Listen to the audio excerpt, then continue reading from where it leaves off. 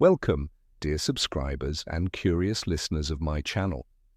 Today I invite you to immerse yourself in the fascinating and at times dark history of the Malfoy family, one of the oldest, most powerful and influential magical families in Britain. Many of you are undoubtedly familiar with their reputation, but perhaps there are some facts that you haven't heard before. Let's dive into why this family earned its place in the history of the magical world. Enjoy watching. Number 1. The Malfoy coat of arms, symbols of blood purity. Black, green, and silver. These colors on the Malfoy family crest, adorned with serpent-like creatures, pay tribute to Salazar Slytherin. The Malfoys take great pride in their connection to this man and the house he founded. The crest also bears the words Sanctimonia Vincit Semper, which translates from Latin as "purity will always triumph." These words, symbolizing their commitment to blood purity, have become an important part of their family philosophy. Number 2. Family pride and marriages with half-bloods. Despite their commitment to blood purity, the Malfoys have sometimes had to make compromises. In the wizarding world, close connections between families often led them to accept marriages with half-bloods, individuals with at least one Muggle parent. This decision was driven not only by the limited number of pure-blood wizards, but also by the desire to maintain status within the higher circles of the magical society. Number 3. Connections to many noble families. The Malfoys are not isolated from other magical houses. They are closely connected to several well-known families. For example, Draco's mother, Narcissa, was the daughter of the Blacks, and her sister Bellatrix married Rudolphus Lestrange. This connection confirms that the Battle of Hogwarts was, in essence, a clash of close relatives divided by ideology. Number 4. The first Lucius Malfoy and Queen Elizabeth Untold. One of the most shocking stories in the family's history involves the first Lucius Malfoy's attempt to marry the most influential woman in Muggle Britain, Queen Elizabeth I. However, the Queen rejected his advances and never married throughout her life. Legends claim that Lucius, angered by the refusal, placed a curse on her which may have influenced her future fate. Number 5. Opponents of the Statute of Secrecy. Before the introduction of the Statute of Secrecy, the Malfoys actively interacted with Muggles, considering themselves privileged among the wealthy and powerful Muggles. However, after the law was enacted, the Malfoys abruptly severed ties with Muggles, convinced that their cooperation with them could threaten their status in the new Ministry of Magic. This marked a turning point when the Malfoys began to actively support the statute, cutting off all communication with Muggles. Number 6. The meaning of the surname Malfoy. The name Malfoy carries a deep symbolic meaning that perfectly reflects the essence of this family. The surname comes from Old French, where mal means bad or evil, and foy means faith or trust. Thus, Malfoy can be translated as bad faith or faith in bad beliefs, symbolizing the choice of the dark side and loyalty to their ideals. Number 7. The family estate and historical ties. The Malfoy family has ancient roots that trace back to the reign of William I. Armand Malfoy, an ancestor of the family, provided various services to the king, likely including magical manipulations. For these services he was awarded a valuable piece of land on which he founded the Malfoy family estate, which became their home for many centuries. Number 8. The hidden ambitions of Draco Malfoy. Draco Malfoy was a young man torn between his pride in his pure-blood heritage and the reality of the dark world into which he was born. He had always been taught that blood purity was the ultimate measure of a wizard's worth. He admired his father Lucius, and desired nothing more than to prove himself worthy of the Malfoy name. Yet as the war progressed, and the pressure from Voldemort grew, Draco found himself trapped. His assignment to kill Dumbledore was not just an impossible task, but one that would force him to cross a line he wasn't sure he could return from. In his darkest moments, Draco showed vulnerability, standing alone in a room, unable to carry out the order. "I can't do it," he muttered, his voice shaking. The boy who had once been so certain of his place in the world now doubted everything. Despite his internal conflict, Draco's desire to please his parents and live up to their expectations still drove him. His ambition to be the best at Hogwarts remained central to his identity. He tried to follow in his father's footsteps, doing what he believed was expected of him, even if it meant participating in the darker elements of the wizarding world. But deep down, Draco's actions were guided by something more than just ambition. They were driven by fear of disappointing the people he loved. He wanted to make his father proud, to be the son Lucius could brag about, but he also feared the consequences of failing him.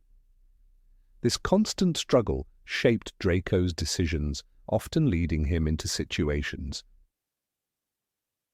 where his true character was tested. In the end, it was his desire to protect his family, especially his mother, that led him to defy the Dark Lord. "I am not like you," Draco would later realize, acknowledging the man he refused to become. Number 9, support of the Dark Lord, a complex family dynamic. The Malfoy family's support of Voldemort was never uniform. While Lucius Malfoy was a staunch ally of the Dark Lord, eager to prove his loyalty and secure his position, Narcissa found herself in a far more complicated situation. Her commitment to her family ran deeper than any loyalty to Voldemort. As the war escalated and Draco became entangled in Voldemort's demands, Narcissa's role shifted. When the final battle at Hogwarts approached, she was forced to make a choice that would define her character. The moment came when she stood at the precipice of her family's future, realizing that Draco's life was at risk if he followed through on the deadly orders Voldemort had given him. "Is Draco alive?" she asked Harry Potter in the heat of battle, her voice trembling with fear. Her decision to protect her son, even at the cost of defying Voldemort, demonstrated her fierce maternal instincts. Narcissa's choice was a direct rebellion against the Malfoy family's long-standing allegiance to the Dark Lord. Despite Lucius's influence and the pressure from her husband to maintain their support for Voldemort, Narcissa acted on her own terms. She knew that if Draco was to survive, she had to take a stand against everything that had defined their lives. Lucius, although a powerful figure, could not stop her. Narcissa's actions broke the family's cycle of blind loyalty, showing that even within the Malfoys, the love of a mother could eclipse the demands of power and allegiance. In that moment, Narcissa chose family over everything else, a choice that ultimately altered the course of their fate. Number 10. Connection to ancient rituals and magical artifacts. The Malfoy family's connection to ancient rituals and magical artifacts is one of their most guarded secrets. For generations, they've been collectors of rare and dangerous objects, amassing relics that tied them to the darker aspects of wizarding history. Lucius Malfoy, in particular, was known for his deep commitment to preserving these artifacts, especially those that reinforced his belief in blood purity. He often boasted about his collection of dark magic items, each one more sinister than the last. Among his most prized possessions was the Dark Lord's knife, a relic of great power that had been used in the most dangerous and forbidden rituals. The knife's origins were shrouded in mystery, but it was rumored to have been involved in Voldemort's most secretive ceremonies, where blood magic and dark rites were practiced. Lucius didn't just collect these objects, he revered them, believing they were the key to his family's dominance. The Malfoys' collection wasn't just for show, it was an extension of their ideology. Lucius was a man obsessed with preserving the purity of wizard kind, and these artifacts were symbols of his devotion to that cause. In the Malfoy manor, hidden away from the eyes of most visitors, these relics were displayed in secret chambers. They were a constant reminder of the Malfoys' place in the wizarding world and their role in the ancient traditions of magic. Lucius, with his obsession for power, was more than willing to use these items to further his ambitions, even if it meant embracing the most dangerous aspects of magic. "These things are not just antiques," he once said, his eyes gleaming with fervor. "They are the key to our future." Number 11. The Malfoys' influence on the politics of the magical world. The Malfoy family had long been influential in the politics of the wizarding world. Lucius Malfoy, in particular, was a master manipulator. His position as a wealthy and influential pure-blood wizard gave him access to the highest echelons of the Ministry of Magic. Lucius was not content to merely enjoy his status. He actively sought to shape the ministry's policies to benefit pure-bloods like himself. He had the ear of Cornelius Fudge, the Minister of Magic, and used this relationship to push forward legislation that aligned with his ideals. "Pure-blood supremacy is the future," Lucius would say, his eyes gleaming with ambition. His efforts to sway the ministry often came with underhanded tactics and secret alliances, including his covert support of Voldemort's cause. Lucius's influence extended beyond mere political maneuvering. He was involved in several diplomatic affairs, playing both sides when necessary. His association with Fudge and later with Rufus Scrimgeour allowed him to further his goals while still maintaining a facade of loyalty to the ministry. His ultimate aim was always to ensure that the wizarding world remained dominated by pure-blood families, and he saw Voldemort's rise as an opportunity to bring about this vision. Despite this, Lucius never openly admitted his allegiance to the Dark Lord, preferring instead to operate in the shadows. His political alliances were fraught with duplicity, and many in the ministry were unaware of the extent of his involvement with Voldemort's followers. His role in the Second Wizarding War was not only as a supporter of dark magic, but also as a political strategist, manipulating events to favor the pure-blood cause. Number 12. Controversial ties with Hogwarts. The Malfoys, as descendants of Salazar Slytherin, had a deep connection with Hogwarts, particularly with Slytherin House. Their pride in this heritage was evident in their every action. Lucius Malfoy, once a prominent member of the wizarding elite, had long cultivated an image of superiority and wealth.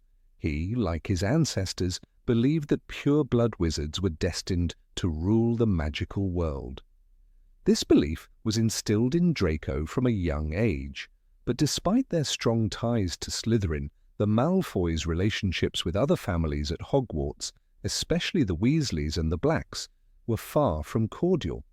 They were the epitome of elitism, seeing themselves as above the common masses, including the other houses. "The Weasleys are an embarrassment," Lucius once sneered. The animosity was clear, especially when it came to their interactions with Gryffindor students. Draco's rivalry with Harry Potter was a prime example of this tension. From the very first moment they met, Draco looked down on Harry, believing him to be inferior simply because of his Muggle-born status and lack of proper wizarding heritage. Their animosity was fueled by years of rivalry and the expectation that Slytherin should always be superior to Gryffindors.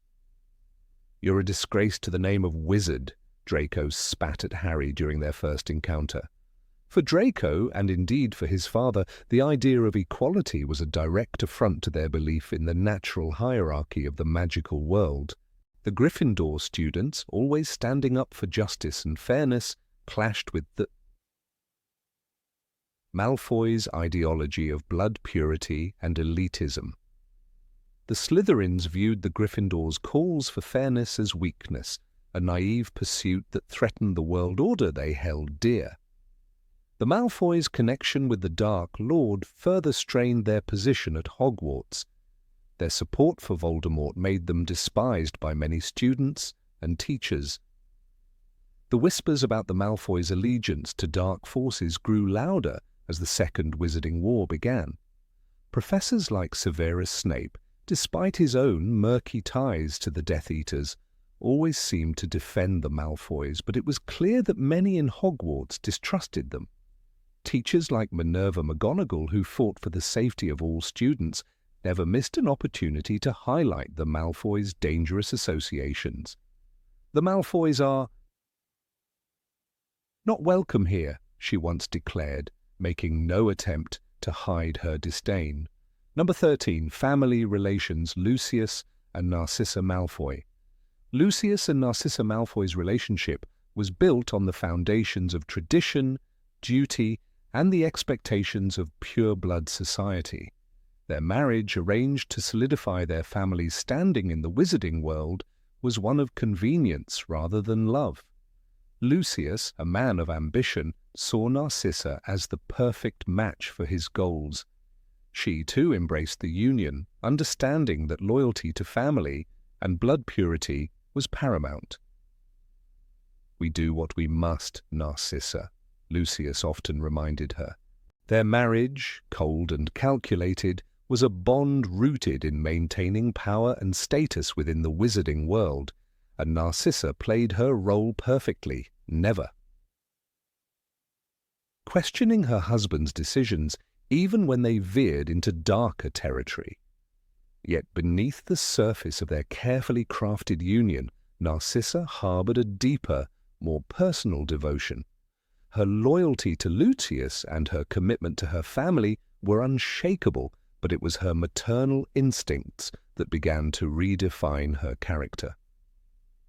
As the dark times approached and their son Draco was drawn deeper into Voldemort's world, Narcissa faced choices that no mother should ever have to make.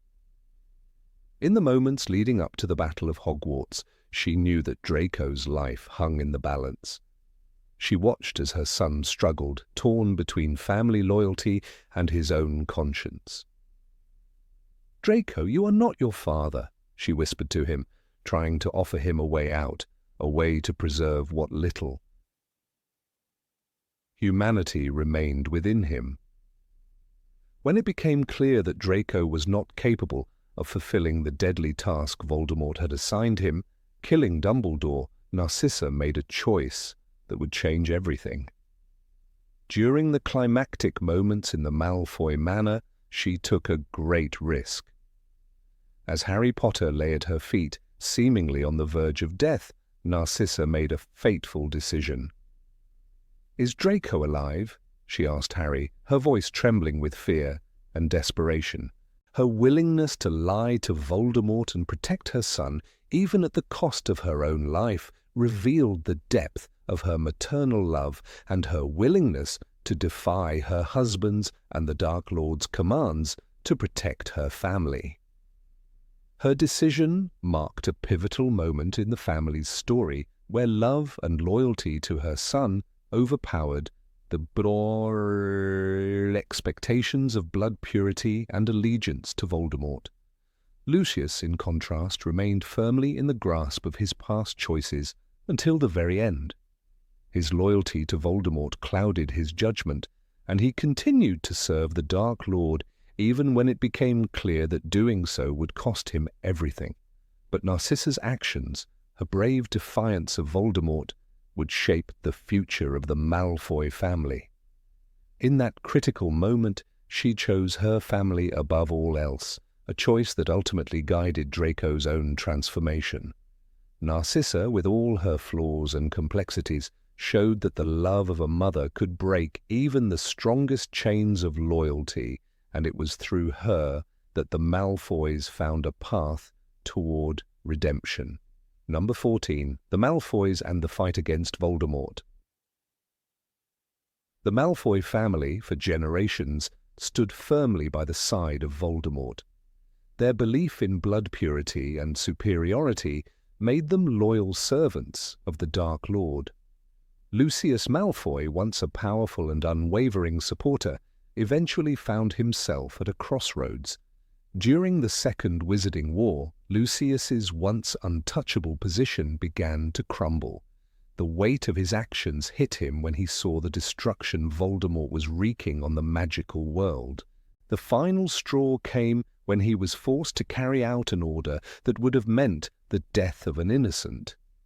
In that moment, Lucius realized that his loyalty to Voldemort was leading him toward the ruin of everything he had worked for. "You should have been a Slytherin," a harsh comment from Narcissa, his wife, lingered in his mind. His allegiance to Voldemort wasn't just a mistake, it was a trap, one that would shatter his family. Draco Malfoy, his son, was just as caught in the web of the Dark Lord's influence. As a boy, Draco had admired his father and the power that came with being a Malfoy. But when Voldemort ordered Draco to kill Dumbledore, the weight of his family's legacy crushed him. In his heart, Draco was a boy torn between two worlds. He loved his family, but he didn't want to betray his values or cause harm to those he cared for. "I can't do it, I can't," he whispered to himself, the terror in his voice clear. The day he was supposed to kill Dumbledore, Draco hesitated. He was a boy standing on the precipice, unable to take the final step into darkness. In the end, it was Narcissa Malfoy who made the ultimate decision for the family. As Voldemort's army closed in, she knew what her son needed. She could see Draco's inner turmoil, and she made a bold choice. In the moment when Draco was meant to lead Harry Potter to his death, Narcissa lied. She lied to Voldemort, saving Harry's life in exchange for the hope that her son would live. "Is Draco alive?" she asked, desperate, clutching Harry's arm. Narcissa's actions, though subtle, shifted the Malfoys' fate forever. It was her love for her son and her willingness to make a break from the dark past that began the family's redemption. Draco, now free from the chains of his childhood, stood at a new crossroads. His family's future depended on his choices, and he chose a path of redemption. In the final battle, when the Death Eaters returned to Hogwarts, Draco no longer fought for Voldemort. Instead, he defended his classmates. He stood in defiance of the man who once represented everything his family had fought for. "I am not my father," Draco would later realize. In that moment, Draco Malfoy broke away from the legacy of blood purity, finally choosing a future where loyalty to family did not mean betrayal of his own heart. Number 15, Draco and his rivalry with Harry Potter. Draco Malfoy and Harry Potter's rivalry is one of the most compelling dynamics in J.K. Rowling's universe, representing a clash not only of ideals but also of deeply rooted personal and familial histories. From the very first moment Draco and Harry meet in Harry Potter and the Sorcerer's Stone, it's clear that they are bound to be enemies. Their animosity is driven by a combination of Draco's upbringing and the world Harry represents, which challenges everything Draco has been taught to value. Draco, born into the prestigious Malfoy family, is introduced as the embodiment of pure-blood pride. The Malfoys, with their long-standing ties to the dark wizarding world, hold a strong belief in the superiority of pure-blood witches and wizards over Muggle-borns and half-bloods. His father, Lucius Malfoy, is an influential and often intimidating figure in the wizarding community, a staunch supporter of Lord Voldemort and a practitioner of blood purity. Growing up in such an environment, Draco inherits these prejudices and is trained to view the world through the lens of entitlement and superiority. This upbringing shapes him into a character who is initially disdainful and competitive, eager to prove himself superior to those he deems beneath him. For Draco, the arrival of Harry Potter at Hogwarts adds an unpredictable and unwelcome variable to his carefully constructed world. From the moment Draco offers Harry his hand in friendship, the two boys are on divergent paths. Draco's offer is not one of genuine camaraderie, but a veiled attempt to secure Harry's allegiance. Harry, however, refuses to bow to Draco's aristocratic assumptions. His own upbringing, in stark contrast, is humble and grounded in love and sacrifice, values that run counter to Draco's aristocratic ideals. Harry's response to Draco's offer is cold and direct. He is not interested in befriending someone who is so obviously prejudiced. From that moment, Draco's feelings towards Harry shift from curiosity to disdain. Their rivalry escalates quickly, marked by personal attacks and a growing sense of hatred between them. Draco's disdain for Harry is not solely rooted in blood status, though. It is also a result of Harry's rise to fame, which exacerbates Draco's insecurities. Draco, who is always striving for approval from his father and his peers, finds himself constantly outshone by Harry, whose talents, whether in Quidditch or his mysterious ability to survive Voldemort's attacks, only reinforce Draco's feelings of inadequacy. This sense of personal failure drives Draco to further antagonize Harry, seeing him not just as an enemy, but as a rival for attention and recognition in the wizarding world. Despite the growing tension, Draco's actions throughout the series are also influenced by his family's legacy. He is not simply a young boy acting out of personal malice, but a product of a system that rewards conformity to pure blood ideologies. His every action, from his condescending remarks in the corridors of Hogwarts to his role in the Death Eater's plans, seems to be rooted in an attempt to prove his worthiness of his family's legacy. However, as the series progresses, Draco's personal journey becomes increasingly complicated. His hatred of Harry is no longer just about blood purity or social standing.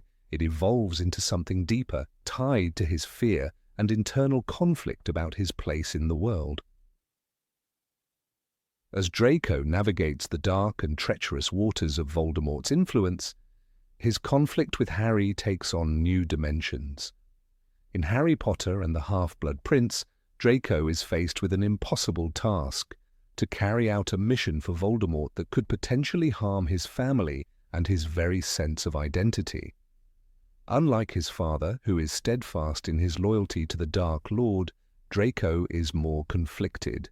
He is, after all, still a boy caught between childhood innocence and the harsh reality of his family's involvement in dark magic. The weight of this mission pulls at Draco, and for the first time, his rivalry with Harry becomes a personal struggle that goes beyond his desire to prove himself superior. He is no longer simply acting out of hatred, but out of a sense of duty to his family, even though he is beginning to realize that this loyalty comes at a tremendous personal cost.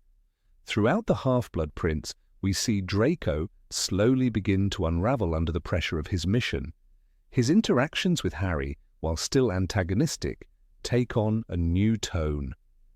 Draco's sharp retorts are less about asserting his superiority and more about defending his fragile sense of self. This shift is most evident in the scene where Harry and Draco meet in the bathroom. After Harry overhears Draco's conversation with Snape, Draco's vulnerability is exposed. Here, he is not the confident, sneering boy we have come to know. He is a terrified young man struggling with a decision that could affect the lives of everyone he loves. Harry, for the first time, sees Draco not just as a rival, but as a deeply troubled individual, torn between the values he has been raised with and the reality he now faces. Despite this moment of clarity, Draco's path still diverges from Harry's. While Harry is resolute in his commitment to fighting Voldemort, Draco continues to be manipulated by his father's expectations and the weight of the family's dark history. The contrasting paths these two boys take highlight the central theme of choice that runs throughout the series. Draco's decision to ultimately refuse to kill Dumbledore, while certainly a pivotal moment in his character development, is a choice that speaks not just to his moral compass but to the nature of the rivalry between him and Harry. Harry, who has faced death and loss in the battle against Voldemort, embodies the qualities of courage and selflessness that Draco has yet to fully understand. In contrast, Draco is still chained to his family's legacy, his personal conflict manifesting as a struggle to reconcile his inherited beliefs with his growing doubts. Number 16, The Dark History of the Malfoy Vault. The Malfoy family, one of the most enigmatic and aristocratic bloodlines in the wizarding world, held many secrets within the walls of their grand estate. Among these secrets, one stood out as a haunting mystery, the chamber of the Malfoys, a hidden part of their estate, shrouded in whispers and dark tales. While many aspects of the Malfoy family's history are well documented, this particular chamber remained a source of speculation, rumors, and intrigue for centuries. Known only to the highest members of the family, the chamber was a place that, for the majority, was veiled in complete secrecy. Little was known about what lay within its stone walls, but it was clear that it held a significant and possibly dangerous role in the family's ancient lineage. The very existence of the chamber of the Malfoys was a topic of hushed conversations among the house elves who had served the family for generations.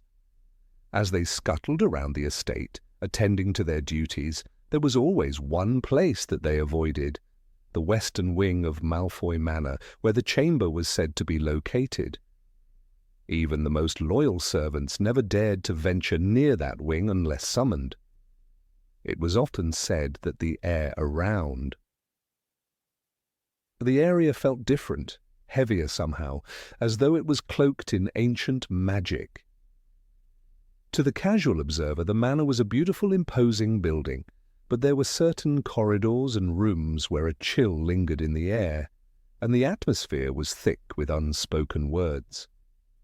Among the few who had knowledge of the chamber's true purpose were the eldest Malfoys. The patriarchs of the family, including Abraxas Malfoy, had long been known to harbour a penchant for the dark arts. It was under his leadership that the chamber was sealed away from the prying eyes of younger family members.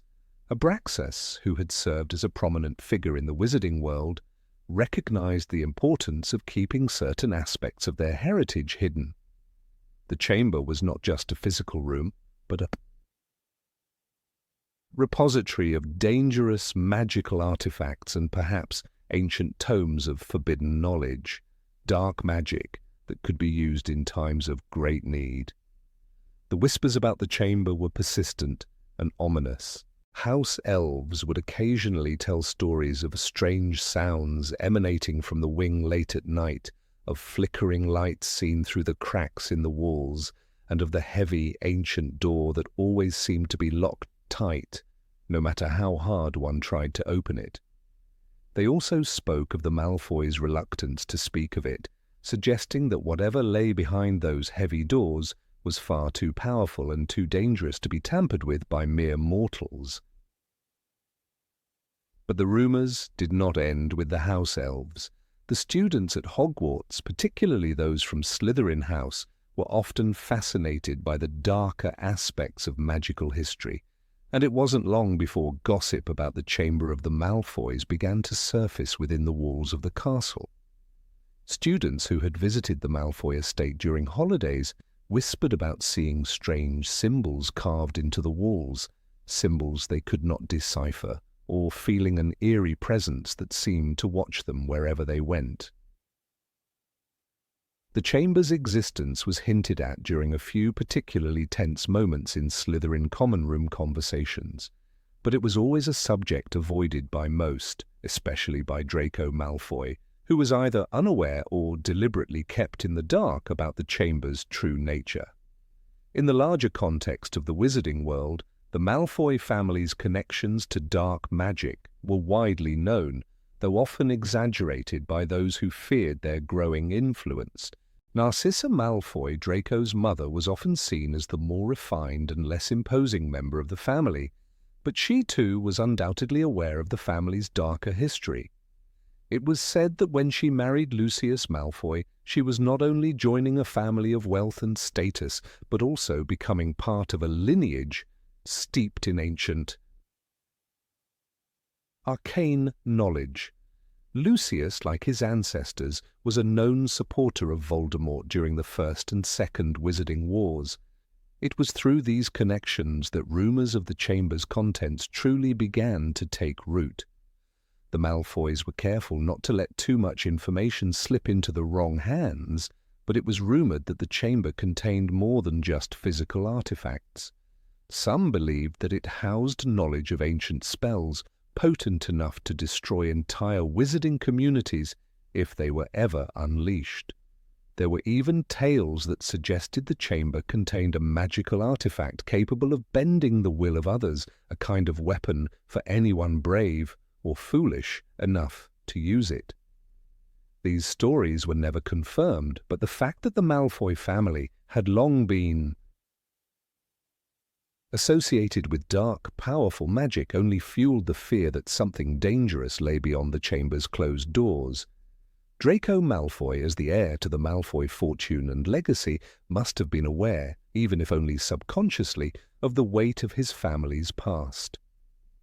While he was not often told of the chamber's specific location or the details of its contents, it was clear that there was an unspoken expectation for him to follow in his family's footsteps. At school, Draco exhibited many of the traits that aligned with the dark side of the magical world: his pure blood status, his disdain for Muggleborns, and his attraction to power. However, Draco's relationship with his family's darker history was more complicated. As he grew older, he began to question the world his parents had thrust him into, particularly as the rise of Lord Voldemort grew stronger. Number 17, the Malfoys and their hidden support of the Order of the Phoenix.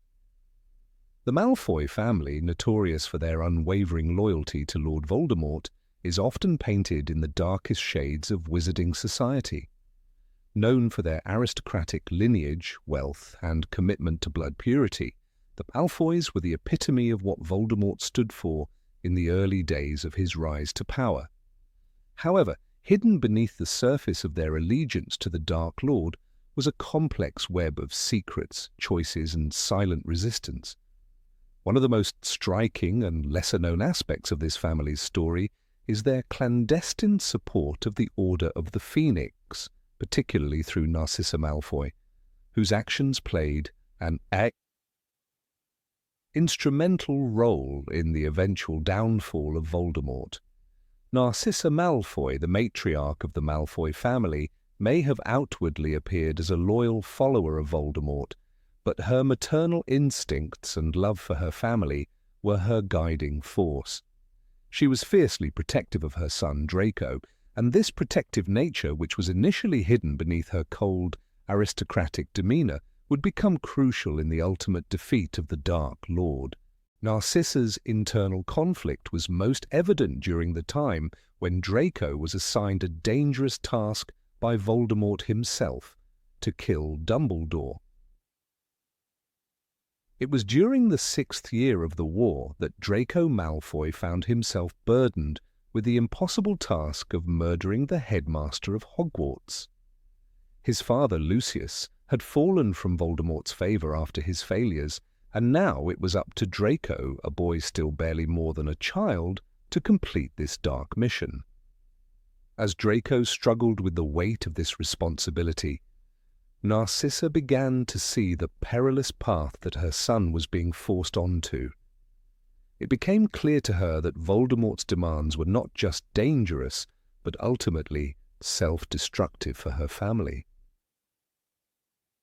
In the quiet corners of Malfoy Manor, away from the prying eyes of the Death Eaters, Narcissa reached a decision that would forever alter the course of events. She could not, under any circumstances, allow her son to kill Dumbledore. Though she feared Voldemort's wrath, she feared the loss of her son even more. Narcissa's love for Draco was so deep that it transcended the dark loyalties she had once held. She made a quiet, yet profound decision to seek out the one person who could protect her family from Voldemort's twisted expectations: Severus Snape. The relationship between Narcissa and Snape was one born out of necessity, but it was also one rooted in a shared understanding of the dangers surrounding them.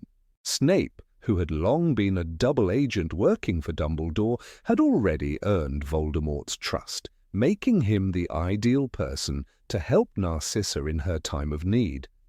Narcissa, understanding the precariousness of the situation, went to Snape, begging him to assist her son. In return for Snape's loyalty, she promised him that she would keep his secret, a promise she would ultimately honor even at great personal risk. It was in this moment that Narcissa Malfoy's true allegiance was revealed, not to Voldemort, but to the protection of her family. Narcissa's pivotal decision to trust Snape had far-reaching consequences, as Snape's loyalty to Dumbledore, though unspoken, was what kept Draco alive during the tumultuous events that followed. Narcissa knew that she could not confront Voldemort directly, but she also understood that by aiding the Order through Snape, she was ensuring that her son would not be sacrificed in Voldemort's ruthless games. Narcissa's role in the defeat of Voldemort became even more apparent during the Battle of Hogwarts. It was there, in the midst of chaos, that Narcissa made a choice that would forever define her loyalty to her family over the Dark Lord. When Draco, having been forced to take part in the final battle, was caught in a moment of indecision, it was Narcissa who took the first step in betraying Voldemort. In a quiet, almost imperceptible moment, she lied to the Dark Lord, telling him that Harry Potter was dead when she knew he wasn't. It was a simple, small act of defiance, but it was enough to turn the tide. Narcissa's lie helped Harry escape, ensuring that the prophecy regarding Voldemort's downfall could be fulfilled. Narcissa's secret support for the Order of the Phoenix, though hidden in the shadows of her public life, was no less significant. She provided safe passages for some of the members of the Order, using the Malfoy family's connections and wealth to shield them from Voldemort's wrath. Her hidden alliances were always wrapped in layers of deception, and for those who were on the outside looking in, she remained an unwavering supporter of the Dark Lord. But to those who knew better, to those who understood the significance of her actions, Narcissa was playing a crucial role in the resistance against the dark forces threatening their world. Her willingness to make decisions that would ultimately lead to Voldemort's defeat was not just an act of bravery, it was an act of maternal love and a refusal to let her family be destroyed by the very forces they had once helped to build.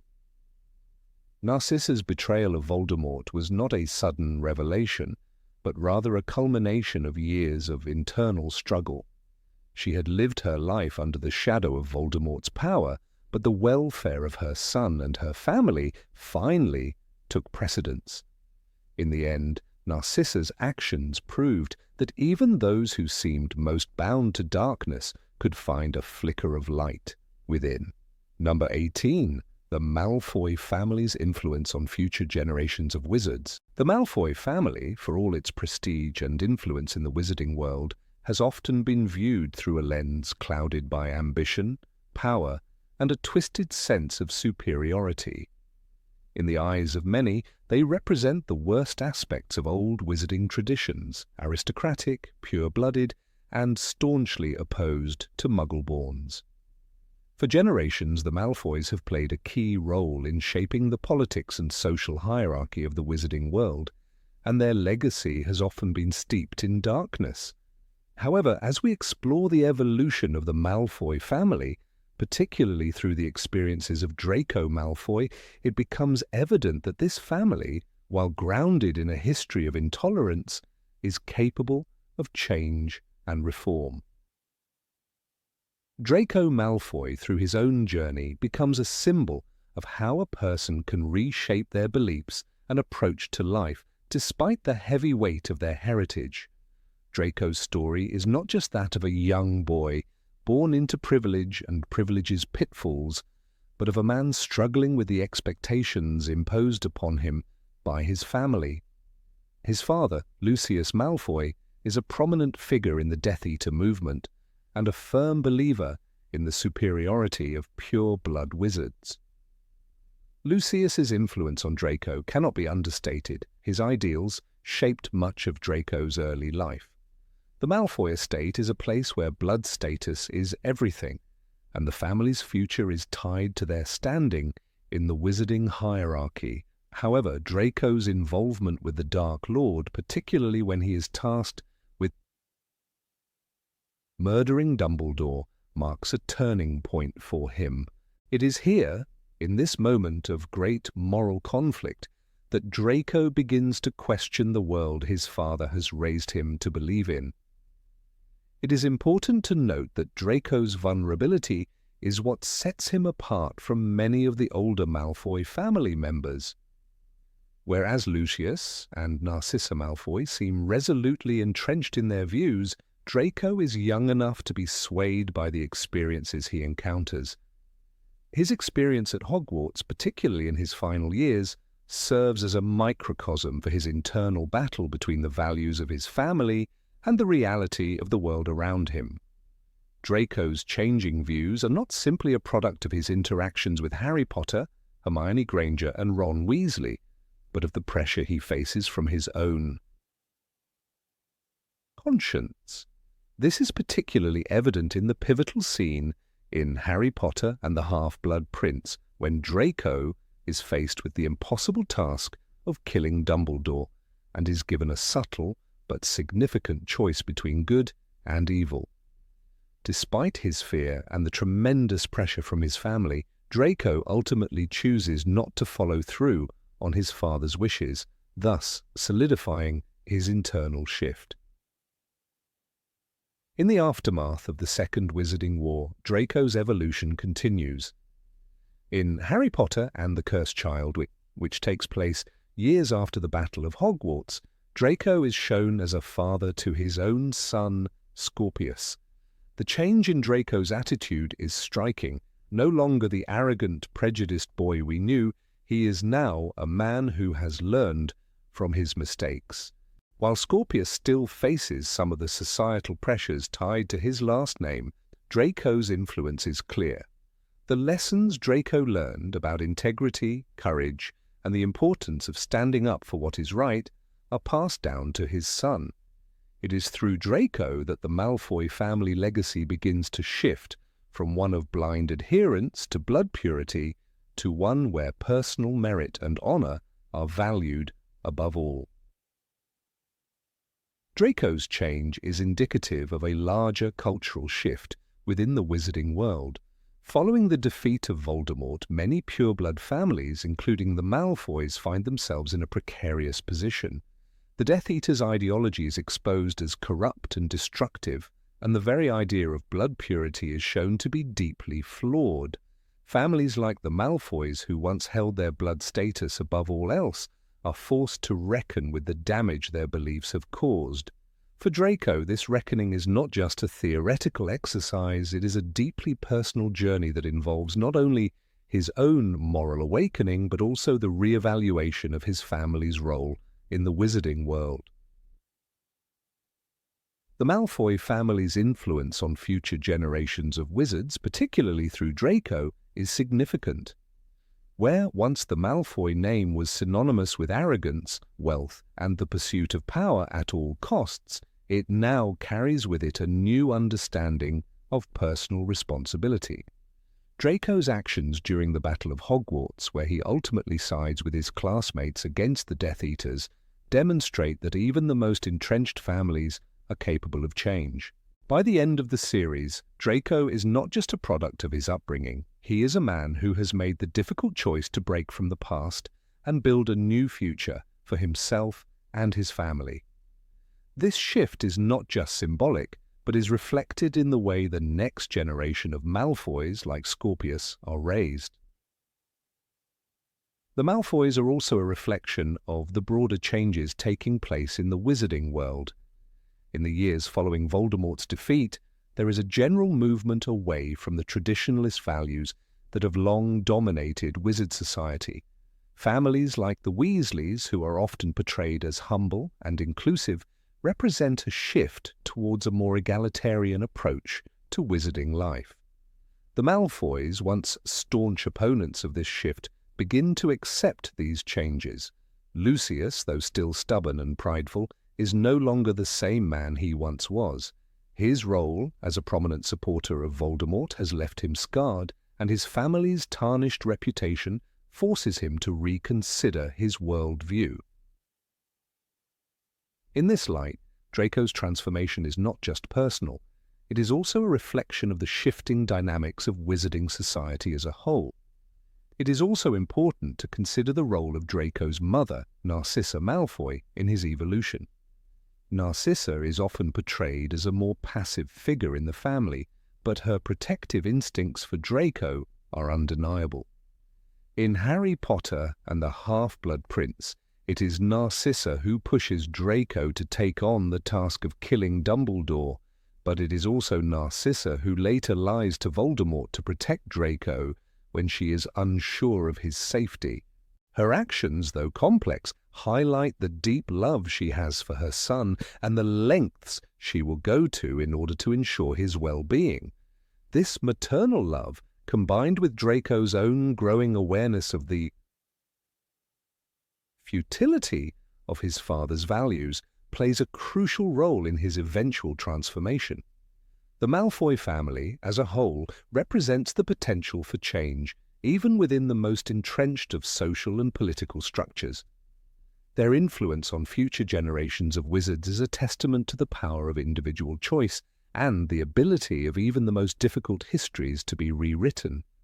Draco's journey from a privileged, prejudiced child to a father who values personal integrity over blood status is a powerful example of how one person can break free from the chains of their family's legacy and choose a different path. The Malfoys, for all their flaws, are not a static family. They are a family in flux, caught between the weight of their past and the hope of a better future. It is not just Draco who represents this change, but his descendants as well. In the final scenes of Harry Potter and the Cursed Child, we see Scorpius Malfoy, Draco's son, growing up in a world where the ghosts of the past are less oppressive. While Scorpius still faces the burden of his family's name, Draco's influence ensures that he is raised with a more nuanced understanding of what it means to be a Malfoy. In this way, the Malfoy legacy, though still tied to its past, begins to evolve into something new, something that prioritizes personal virtue and honor over bloodline and status. Through Draco's transformation, the Malfoy family shows that no legacy is entirely immutable. Even the darkest of family histories can be rewritten by the choices made by the individuals within that family. The Malfoys, despite their tainted past, emerge from the ashes of the Second Wizarding War as a family capable of redemption. The future generations of Malfoys, influenced by Draco's example, are likely to embrace a more inclusive, honorable path, one that values courage, integrity, and the strength of character above all else. This shift in the family's values not only affects their place in wizard society, but also shapes the very future of the magical world itself. Number 19. The Malfoy Family Curse. The Malfoy family has always been synonymous with wealth, power, and influence within the wizarding world. The lineage stretches back centuries, marked by a proud tradition of maintaining strong connections with dark magic and pure blood supremacy. But there is something far more sinister about the Malfoys than their wealth or their beliefs in blood purity. It is the whispered legend of a family curse, one that seems to have plagued them for generations.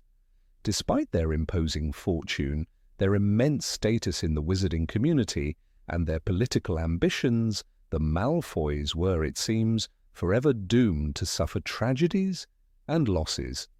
This curse, said to have been cast by a powerful ancient wizard, lingers over the family, affecting their every decision and their every step.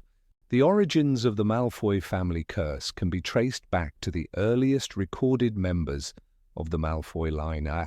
It is believed that the curse was placed upon them by a wizard who was outraged by the Malfoys' history of using dark magic and their willingness to ally themselves with dangerous forces. This wizard, some say a disgraced former ally of the Malfoys, was bent on ensuring that their line would never thrive in peace. The curse itself, as dark curses often are, is a twisted one, designed to bring suffering and loss at every turn. It is said that the Malfoys would endure a string of misfortunes that would leave them unable to break free from the weight of their ancestors' actions. The curse is said to have begun with a key event in Malfoy family history, an act of betrayal that led to the family's first encounter with the forces of darkness. The betrayal came when one of the Malfoys, an ancestor whose name is lost to history, betrayed a powerful wizarding faction for personal gain. This treachery was said to have upset the balance of power among the magical world, and, in retaliation, the curse was cast. The family was not only marked by this curse, but it also served as a constant reminder of the cost of betraying powerful allies. This dark force haunted the Malfoys for generations. The curse ensured that their wealth and power were accompanied by profound personal losses and suffering. It was as though every step the Malfoys took was dogged by tragedy. Family members were known to fall victim to deadly accidents, mysterious illnesses, and even betrayal from within their own ranks. Despite their immense wealth, the Malfoys never seemed able to escape the ever-present shadow that loomed over their lives. They became a family caught in a web of misfortune, unable to break free from the consequences of their own past. One cannot help but look at the lives of Lucius and Draco Malfoy, father and son, to see the curse's effects in action. Lucius, a man born into privilege, wealth, and status, found himself repeatedly trapped between his desire to preserve his family's reputation and the demands of a world he was increasingly disconnected from. Despite his outward loyalty to Lord Voldemort and the Death Eaters, it was clear that Lucius was burdened by something much heavier than mere ambition. He too seemed unable to avoid the dark path set before him by the curse. Lucius's relationship with the curse is evident in his constant struggle to protect his family while still fulfilling his obligations to Voldemort. He understood, perhaps more than anyone, that the curse was a force greater than his own will. The curse's presence manifested in Lucius's decision to take part in the Death Eater cause, a dangerous and costly move for his family. His ambition to further the cause of pure blood supremacy became a double-edged sword. In his pursuit of power, Lucius lost much. His wife, Narcissa, was deeply affected by their involvement with Voldemort and the Death Eaters, and their son Draco would ultimately bear the brunt of the family's involvement with the dark forces. For Draco Malfoy, the weight of the family curse was perhaps even more apparent. From a young age, Draco was taught to hold the Malfoy name above all else, to uphold the family's pure blood values, and to never question their destiny. But as Draco matured, he began to see the darker side of his family's legacy, the betrayals by family members, and the constant tension between his desires and the consequences of the Malfoy bloodline. Unlike his father, who believed in maintaining the family's powerful standing at all costs, Draco began to see the damage caused by his family's association with Voldemort. He was a young boy forced to navigate a treacherous path between his own beliefs and the demands placed on him by his family and the curse that had haunted them for so long. Throughout the series, we see how the weight of the curse affects Draco's decisions. In Harry Potter and the Half-Blood Prince, Draco is tasked with carrying out a dangerous mission for Voldemort, one that could destroy him and his family if he fails. Draco, torn between the family legacy and his own moral compass, struggles to reconcile the demands of the curse with his desire for a different life. He ultimately chooses to protect Harry Potter during the Battle of Hogwarts, breaking the cycle of darkness that had defined the Malfoy family for so long.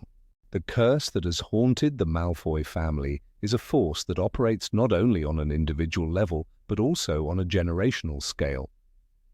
It is something passed down from parent to child, like a dark inheritance that cannot be avoided. For Draco, the choice to defy the family's history was a brave one. It was not just a rebellion against Voldemort, but also a rejection of the family's past mistakes and the curse that had defined them for so long.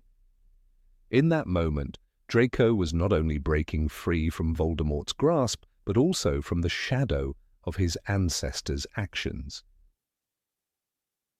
But the curse did not simply disappear with Draco's defection. It was a mark that would stay with the Malfoys for years to come. Even after the fall of Voldemort and the end of the war, the Malfoy family was still bound by the remnants of their dark past. In Harry Potter and the Deathly Hallows, Lucius and Narcissa are seen attempting to regain their footing in a post-war world. While they may have survived the worst of the conflict, the damage had already been done. The curse, in its subtle way, had ensured that their lives would never be the same. The curse continued to affect not only the immediate members of the family, but also their legacy. In the later years, we see Draco and his family attempting to rebuild their reputation and find a place for themselves in a world that no longer adheres to the old prejudices of blood purity. Draco, now married with children, has worked hard to distance himself from the darkness of his family's past.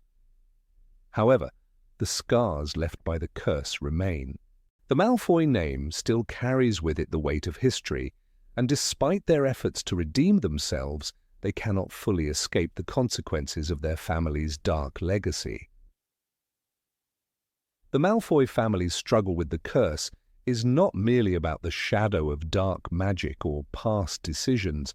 It is about the very nature of power and the price one pays for seeking it.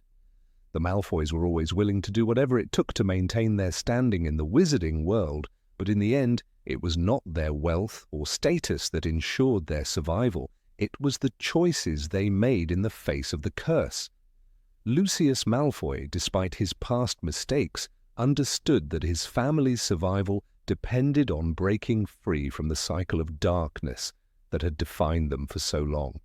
In many ways, Draco's rebellion against the curse was the final step in the Malfoys' redemption. The Malfoy family's curse serves as a powerful reminder of the lasting consequences of one's actions and the difficulty of escaping the legacy of darkness. While the curse may never fully be broken, the Malfoys have at least found a path toward healing, and perhaps a future free of the shadow that has haunted them for centuries. Number 20, Draco Malfoy and his relationship with Hermione Granger. After the Second Wizarding War, the world of Harry Potter was forever changed, not just by the victory over Voldemort, but by the impact it had on its survivors. Among the most intriguing and unexpected transformations were those that occurred in the relationships between people who had once been bitter enemies. One such relationship, which developed over time and left fans guessing, was the one between Draco Malfoy and Hermione Granger. Their connection, born out of rivalry and distrust, began to evolve into something more complex, more respectful, and perhaps more meaningful in the years that followed the war. Draco and Hermione's relationship began as one of antagonism. Throughout their time at Hogwarts, they were polar opposites. Draco, the proud and arrogant pureblood Slytherin, and Hermione, the brilliant and determined Muggle-born Gryffindor. Their animosity was well documented, particularly in the years when Draco was firmly under the influence of his family and the Dark Lord. For Hermione, Draco represented everything that was wrong with the wizarding world, the embodiment of prejudice, arrogance, and a belief in blood purity. For Draco, Hermione was just another Muggle-born who had no place in the magical world. Their interactions were filled with mockery, insults, and a clear lack of respect. But when the war ended, everything changed. Draco, like so many others, was left to pick up the pieces of his life. He had been raised in a world where loyalty to Voldemort was paramount, yet that loyalty led to devastation for both him and his family. The Malfoy name, once associated with power and privilege, had been tarnished by its connection to the Dark Lord. Draco was not the same person he had been during his school years. The guilt and fear of what he had been part of weighed heavily on him, and the pressure from his family to maintain their status in the wizarding world became unbearable. Hermione, too, had undergone significant growth. Her experiences during the war had changed her. The girl who had once been obsessed with rules and authority had learned the value of rebellion, of standing up for what was right, even when it meant risking her own life. The war had forced her to confront not just the dangers of the world, but also her own assumptions and beliefs. She no longer saw the world in black and white, but understood that people, even those who had been her enemies, could be more than their past actions. The first real shift in their relationship came in the aftermath of the war, during the period of rebuilding and reflection. The events that had once divided them now became distant memories, and the immediate pressure of survival was gone. It was in these quiet moments of introspection that Draco and Hermione began to see each other in a new light.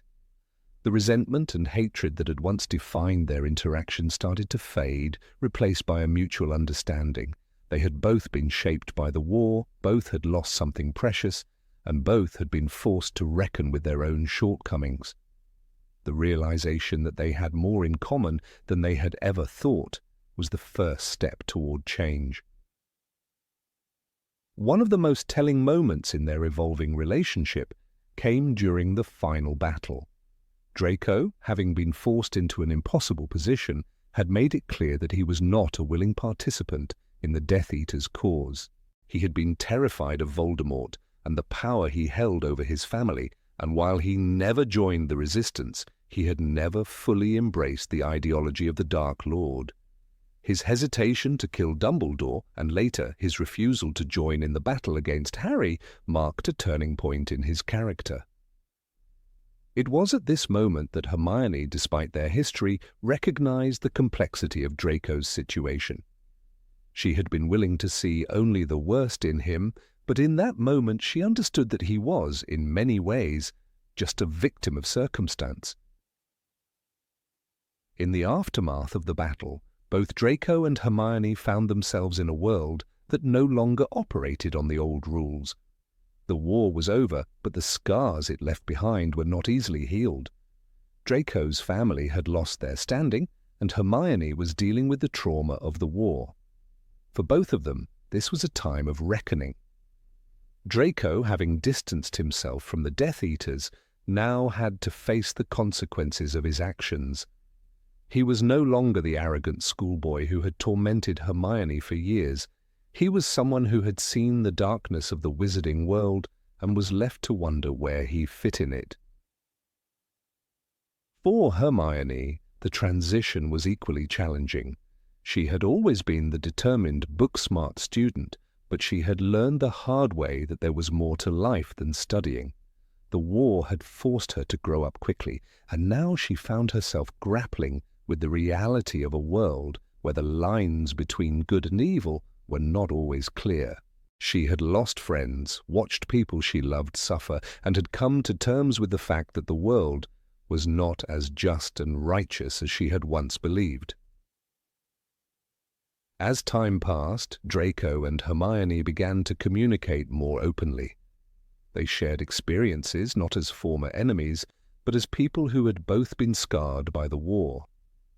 There was no longer the need for rivalry, no longer the animosity that had once defined their relationship. Instead, there was respect, a quiet understanding that despite their differences, they had both endured the same trials. In the years following the war, it was not uncommon for the two to be seen together at various gatherings, exchanging words that were once unthinkable between them. Some fans of the series have speculated that their relationship could have blossomed into something more than mere respect. The possibility that Hermione and Draco could have been more than just war-torn acquaintances is one that has been explored in fan fiction and discussions for years. Many point to their shared experiences and the way they each matured in the aftermath of the war as evidence that there was potential for a deeper connection. While their relationship never went beyond friendship in the original canon, the idea that they could have developed something more has captured the imaginations of many fans. The notion that they could have developed a more significant bond comes from the way they were both able to move beyond their pasts. Hermione, who had once been so quick to judge Draco, learned to see him for who he was, not just the reflection of his family's beliefs. Similarly, Draco, who had once seen Hermione as nothing more than a muggle-born who didn't belong, began to appreciate her for her intelligence, bravery, and unwavering sense of morality. Both had been through enough hardship to understand that the world was not as simple as they had once thought.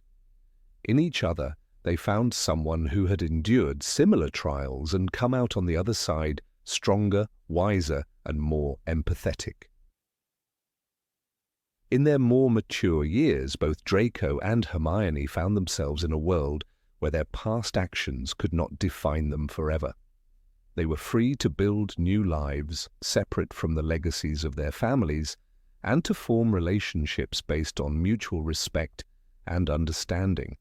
For Draco, this meant moving away from his family's dark past and carving out a future for himself in a society that no longer valued blood status.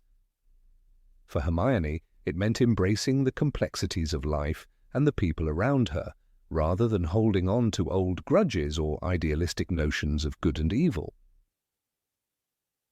Although their relationship never evolved into romance, the respect they had for each other in the years after the war demonstrated the depth of their transformation.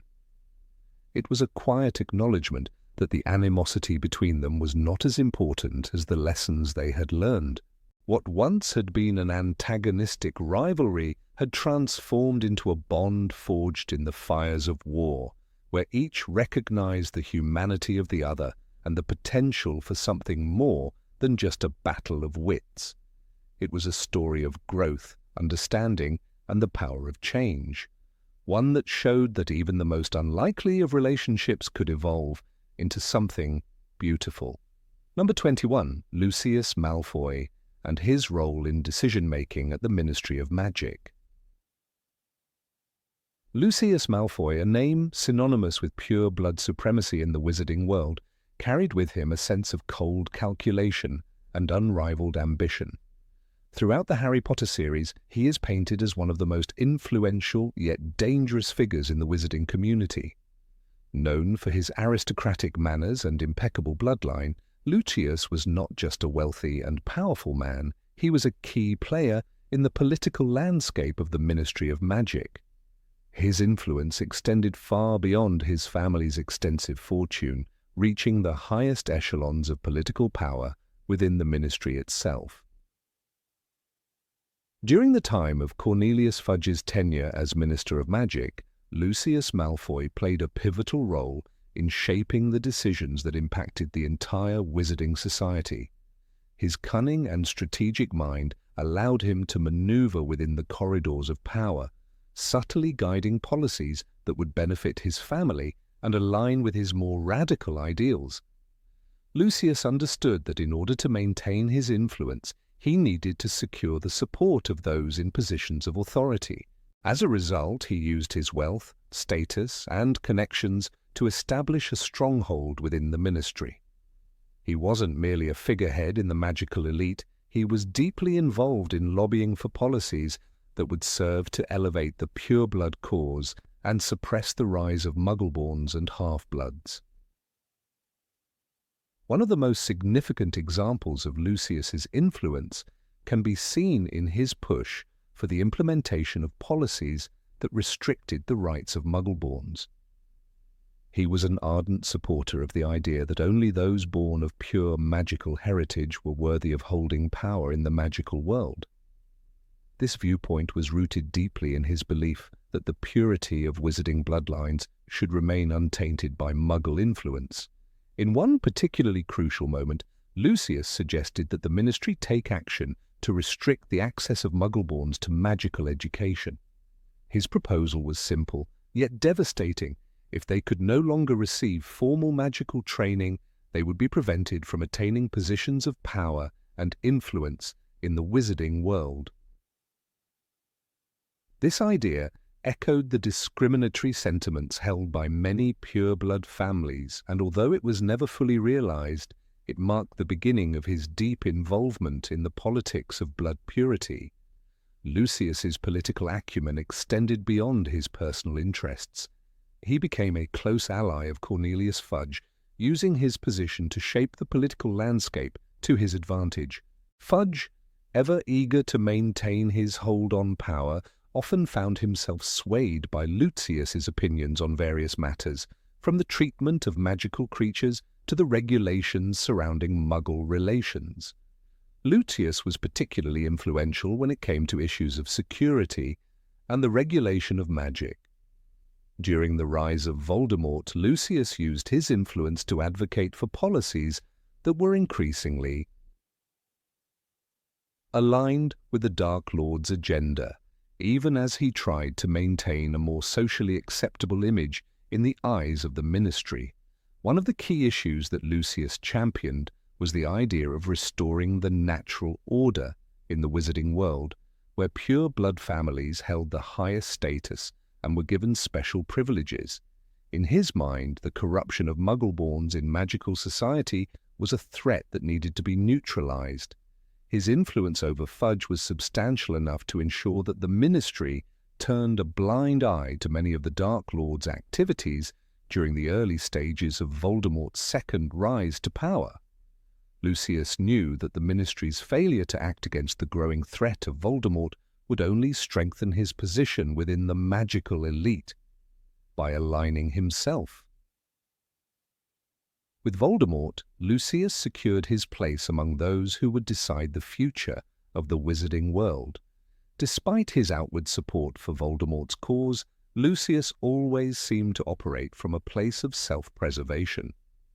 He was keenly aware of the dangers of fully aligning with the Dark Lord, particularly when Voldemort's reign of terror had once come to an end.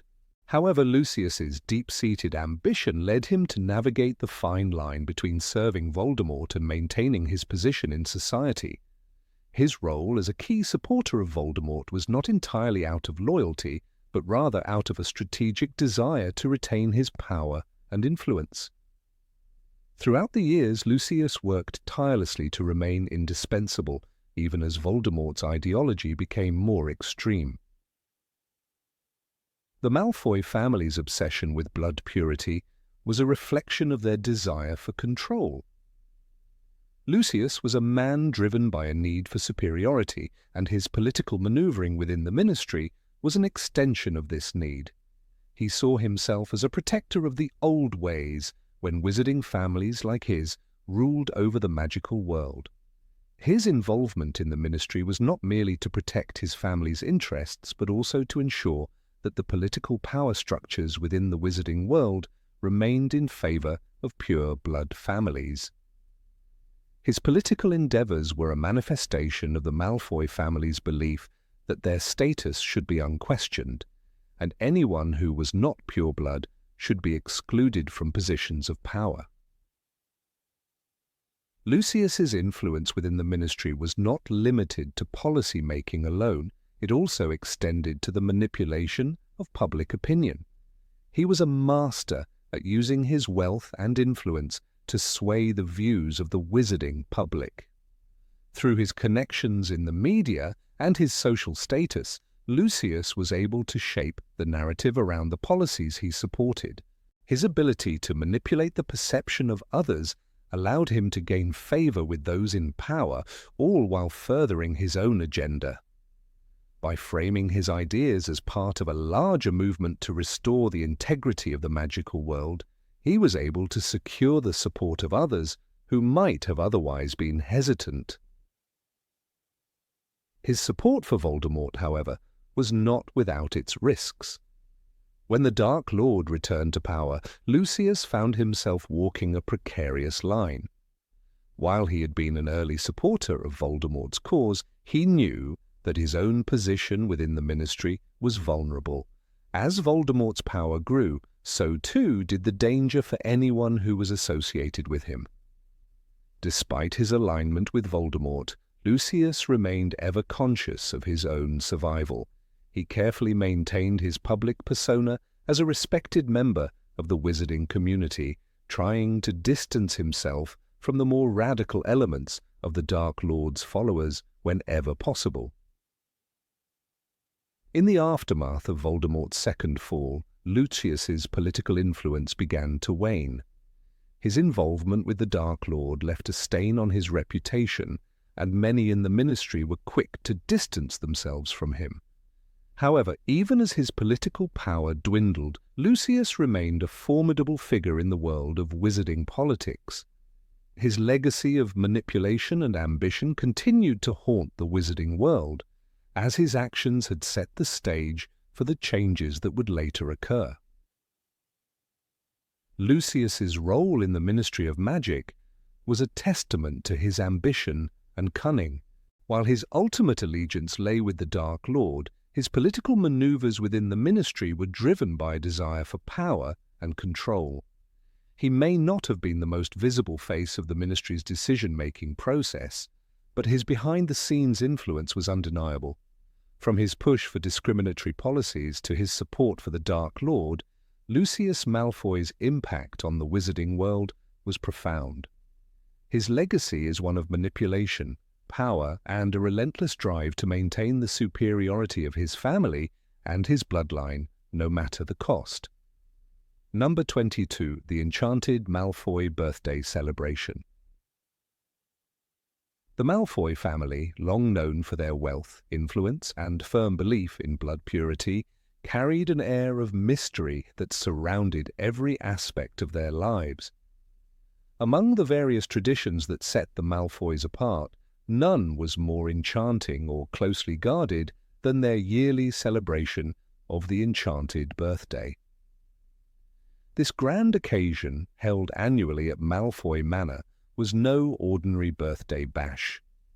It was a magical event, wrapped in mystery, secrecy, and ancient wizarding customs, making it a spectacle that even the most distinguished of magical families coveted to attend. The Malfoys had always prided themselves on their heritage, and their birthday celebration was a reflection of this deep-rooted belief in bloodlines and tradition. Lucius Malfoy, with his striking platinum blonde hair and silver-burdened demeanor, was the perfect host for such an affair. He ensured that every detail was meticulously planned, from the guest list to the enchantments that filled the halls of their vast estate. The Malfoy Manor, already an imposing structure, was transformed for the occasion into something of a magical wonderland. The halls were lined with enchanted candles that never flickered, their light steady and ghostly in the deepening dusk. Guests could feel the hum of magic in the air, a potent force that seemed to come alive only during this extraordinary event. It was said that the birthday boy or girl, the Malfoy Child of the Year, had the privilege of hosting the enchanted event. Every year, Draco Malfoy, the son of Lucius and Narcissa, would stand at the center of this magical extravaganza. The power of the occasion was not just in the extravagance of the celebration, but in the carefully orchestrated enchantments that filled the manor. Most notably, It was the old magic, ancient and complex, that guided the event, casting a spell that only the most pure-blooded of wizards could appreciate. The birthday itself was said to be enchanted to bring out the most powerful and rare magical phenomena, gifts that would make even the most renowned wizards of the age pause in awe. On this day, the Malfoy manor was cloaked in a shimmering veil of protective spells. The family's dedication to their bloodline was reflected not only in the exclusive guest list, but also in the deep magical history that was embedded into the very walls of the manor. The floors were treated with ancient spells that ensured no one without the proper blood status could enter, a precaution to maintain the purity of the event. It was an occasion steeped in privilege, an experience that made the Malfoy family's devotion to tradition and power unassailable. As Draco's special day approached, there was no better place for an heir to the Malfoy name to receive attention and adoration than in the enchanted halls of their family estate. Guests were welcomed with a spectacle that was almost otherworldly. At the grand entrance, the double doors of Malfoy Manor would swing open on their own, as though the house itself were eager to welcome the distinguished few who had the privilege to attend. Once inside, the guests would find themselves immediately transported to a world of wonders. The chandeliers hung high in the ceiling, their crystals pulsing with soft, ethereal light. In the vast drawing room, the walls would shimmer with enchantments, reflecting 1,000 small mirrors that seemed to twist and turn with the guests' every movement. It was not just the physical beauty of the event that struck guests, it was the atmosphere of power and dominance that the Malfoy family exuded. The birthday celebration was an embodiment of the family's magical prowess, carefully honed and protected by generations of Malfoys before them. The centerpiece of every enchanted birthday was the ritual known as the bloodline convergence. This was not simply a birthday tradition, it was an ancient ceremony that had been passed down through generations. In this powerful act, the birthday child would stand before a gathered audience, surrounded by a circle of pure-blooded wizards. At the apex of the ritual, a magical artifact would be presented, a relic of unimaginable power that would be passed down through the Malfoy family. The artifact, a glowing orb infused with the essence of the Malfoy bloodline, was said to channel the power of every ancestor that had ever carried the Malfoy type. Name. It was believed that in the presence of this artifact, even the most potent of spells would become stronger, more potent. This relic was no mere decoration or trinket. The orb had been enchanted by the earliest Malfoy ancestors, its magic tied to the family's very existence. It was rumored that this orb held the secret to unlocking untold amounts of raw power, though few had dared to truly test its limits. The family's devotion to maintaining such an artifact was a testament to their belief in their own superiority. The bloodline convergence was a moment of great pride, and every Malfoy child, from Draco to his predecessors, had been taught from an early age to honor the ceremony. Throughout the evening, the house would come alive with magic. The music, if it could be called that, was not made by instruments, but by the very air itself, enchanted to fill the space with melodies that resonated with the deepest magic of the wizarding world. Guests could hear the hum of ancient spells, each note of music woven into the fabric of their souls. It was said that the sounds were created by ancient incantations that only a few could understand. It was a gift that the Malfoy family had perfected, and a gift they shared only with those they deemed worthy. While the party itself was an unforgettable experience, it was the interaction between guests that many remembered most fondly. The Malfoys' enchanted birthday was not simply about showing off magical abilities, it was a subtle competition, a proving ground for the most powerful and influential wizarding families. The party was where allegiances were strengthened and rivalries were quietly ignited. It was not uncommon for guests to leave the manor with new alliances or with a sense of lingering tension, the product of whispered words and shared glances under the protection of the enchanted evening. Among the most impressive features of the event were the enchanted desserts conjured by house elves and perfected by the Malfoy family's own magical chefs. Each year, Draco and his parents would showcase an array of rare and difficult-to-master dishes. The centerpiece of the feast would often be a cake that shimmered with golden light, infused with a magical substance that made it taste different to each guest, tailored to their deepest desires. It was a truly indulgent experience, one that spoke to the Malfoys' attention to detail and their belief that everything they presented to the world must be perfect. In one particularly memorable year, the Malfoy family had gone above and beyond, commissioning a spell that created a giant, floating dragon to serve as the centerpiece of the evening. The dragon, made entirely of shimmering magical energy, floated above the guests, its wings beating slowly, casting an enchanting glow over the entire celebration. The spectacle was so mesmerizing that even the most stoic of attendees were rendered speechless, their eyes fixed upon the beauty of the dragon, which seemed to represent the Malfoy legacy in all its grandeur.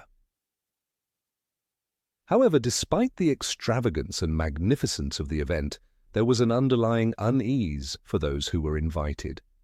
The exclusivity of the party, the silent judgments of who belonged and who didn't, created a sense of discomfort for some.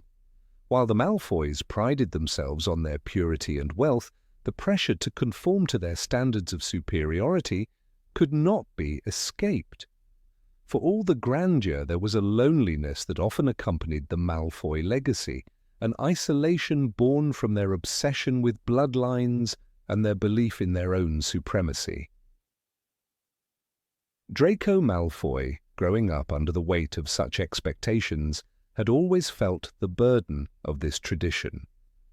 The enchanted birthday was as much a family legacy as it was a ritual of power.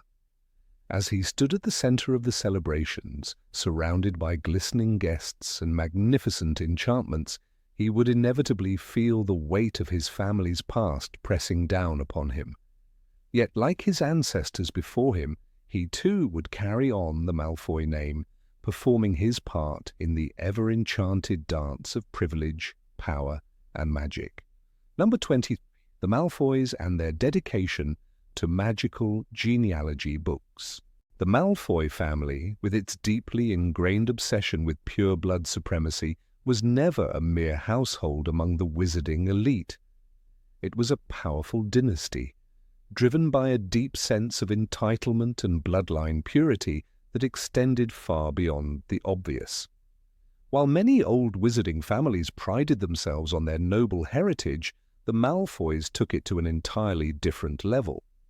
Their reverence for the bloodline was intricately linked to their passion for genealogical records, particularly magical family trees and lineage books that chronicled the descent of each prominent magical household.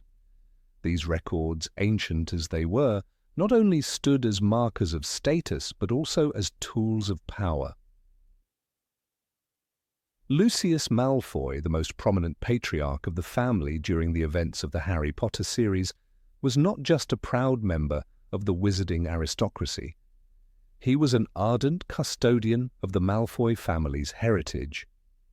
His commitment to the preservation of his family's history was far more meticulous than most. The Malfoys maintained an impressive library of genealogical books, meticulously updated with every new addition to the pureblood wizarding world. These volumes were filled with intricate family trees, names that intertwined with the very foundations of magical society, and connections that were far from ordinary. For Lucius, keeping these records up to date was not simply a hobby, it was an essential part of his role as the family head. Every new pureblood family that emerged, every marriage between powerful magical families, was carefully noted and analyzed. This obsession with magical lineage went beyond just keeping track of bloodlines. For the Malfoys, these books were living documents, symbolic of their dominance over the wizarding world. They didn't just admire their own family's history, they actively sought to influence it. This manifested in the way they interacted with other wizarding families, always seeking alliances that would further solidify their position at the top of the magical hierarchy. The marriage of Lucius Malfoy to Narcissa Black was a perfect example of this. The Black family, though once proud of their pureblood lineage, had lost much of their prestige in the eyes of the more influential families. By marrying Narcissa, Lucius not only gained a powerful ally in the form of her wealth and connections, but also further cemented the Malfoy family's claim to prominence among the old families. Within the Malfoy family, there was a deep sense of pride in their status, and it was nurtured from a young age. Draco Malfoy, Lucius's son, was raised with the knowledge that his family's lineage was his greatest asset. From an early age, Draco was taught the importance of his name, his blood, and his role in continuing the Malfoy legacy. His parents, especially Lucius, were determined that Draco would grow up with a firm understanding of what it meant to be a Malfoy. His education was not just about magic, it was about learning the history of his family, about understanding the importance of maintaining the purity of bloodlines, and about continuing the Malfoy legacy through future generations. Lucius's obsession with magical genealogy was also evident in the way he conducted himself in public and his interactions with other families. He maintained an air of superiority, looking down upon anyone who did not meet the high standards of purity and class that the Malfoys had set. This disdain was particularly evident when it came to families like the Weasleys, who, despite their magical prowess, were considered blood traitors by Lucius. He made no effort to hide his contempt for the Weasleys, who had chosen to align themselves with Muggle-born wizards and witches, and who, in Lucius's eyes, had tarnished the noble tradition of pure-blood wizardry. For Lucius, it was not enough to simply acknowledge the importance of pure-blood ancestry. He believed that it was his duty to protect and enforce this ideal, to ensure that the Malfoy family remained at the forefront of the magical elite. The role of magical genealogical books and family trees became even more pronounced during the rise of Voldemort and the Death Eaters. Many of the most powerful pureblood families, including the Malfoys, aligned themselves with Voldemort's ideals of blood purity. These families saw the Dark Lord as a figure who could restore their sense of power, a power that was rooted in their bloodlines. The Malfoys were no exception to this. Lucius Malfoy's involvement with Voldemort was not just about following a leader, it was about securing the future of the Malfoy family's legacy. By supporting Voldemort, Lucius believed he was aligning himself with a force that would solidify his family's status in the wizarding world for generations to come. Draco, too, was caught in the web of this expectation. From a young age, he was taught that the Malfoy name was synonymous with power and privilege. His parents, especially his father, expected him to uphold the family legacy by maintaining the ideals of pureblood supremacy and by continuing the work of expanding the Malfoy family's influence. This pressure was immense, and it was only compounded by the rise of Voldemort. Draco's involvement with the Death Eaters, though more hesitant and conflicted, was a direct result of the pressures placed upon him by his father and the family's ideological commitments. However, the family's obsession with bloodline purity and magical genealogy was not without its cracks. As the story of Harry Potter unfolded, it became clear that the Malfoy family, despite their outward arrogance and sense of superiority, were deeply conflicted. Lucius's blind devotion to the Dark Lord and his pursuit of bloodline purity ultimately led to his downfall. His obsession with family trees and magical genealogy, though it gave the Malfoys an air of respectability, also bound them to ideals that were fundamentally flawed. The Malfoys' insistence on their own superiority led to their eventual disillusionment with the Dark Lord and, in the end, their redemption.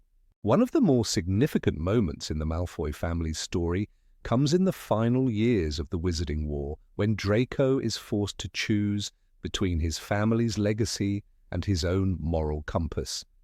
In the face of Voldemort's tyranny, Draco begins to question the values he had been taught, values that had been passed down to him through the generations. His internal struggle highlights the flaws of the Malfoy family's obsession with bloodlines, and it also marks a turning point in the family's journey. Draco's eventual decision to defy Voldemort and protect Harry Potter is not just a personal victory, it is a symbolic rejection of the toxic legacy that had been thrust upon him by his family. The Malfoys' devotion to their bloodline, their genealogical records, and their obsession with magical family trees were the foundation upon which their power rested. But as the story of Harry Potter illustrates, such blind devotion to the past can often lead to destruction. The Malfoys' journey is one of transformation, from a family obsessed with maintaining an ideal of pureblood supremacy to a family that, in the end, understands the value of redemption and change. This evolution is a testament to the complexities of family legacy and the dangers of rigidly clinging to ideals that ultimately are not sustainable in a world that is constantly changing. Number 24, the Malfoys and their relations with other pure-blood wizard families. The Malfoy family, one of the most prominent bloodlines in the wizarding world, had long been entangled in a web of complex relationships with other pure-blood families. Their connections were many, yet not all were harmonious, especially when it came to the Blakes and the Weasleys. Despite being part of the very fabric of the elite pure-blood society, the Malfoys' alliances and rivalries were shaped by both tradition and ambition, setting them apart from their peers. The most intricate and particularly revealing of these relationships was their bond with the Black family, a connection marked by both family ties and deep ideological differences.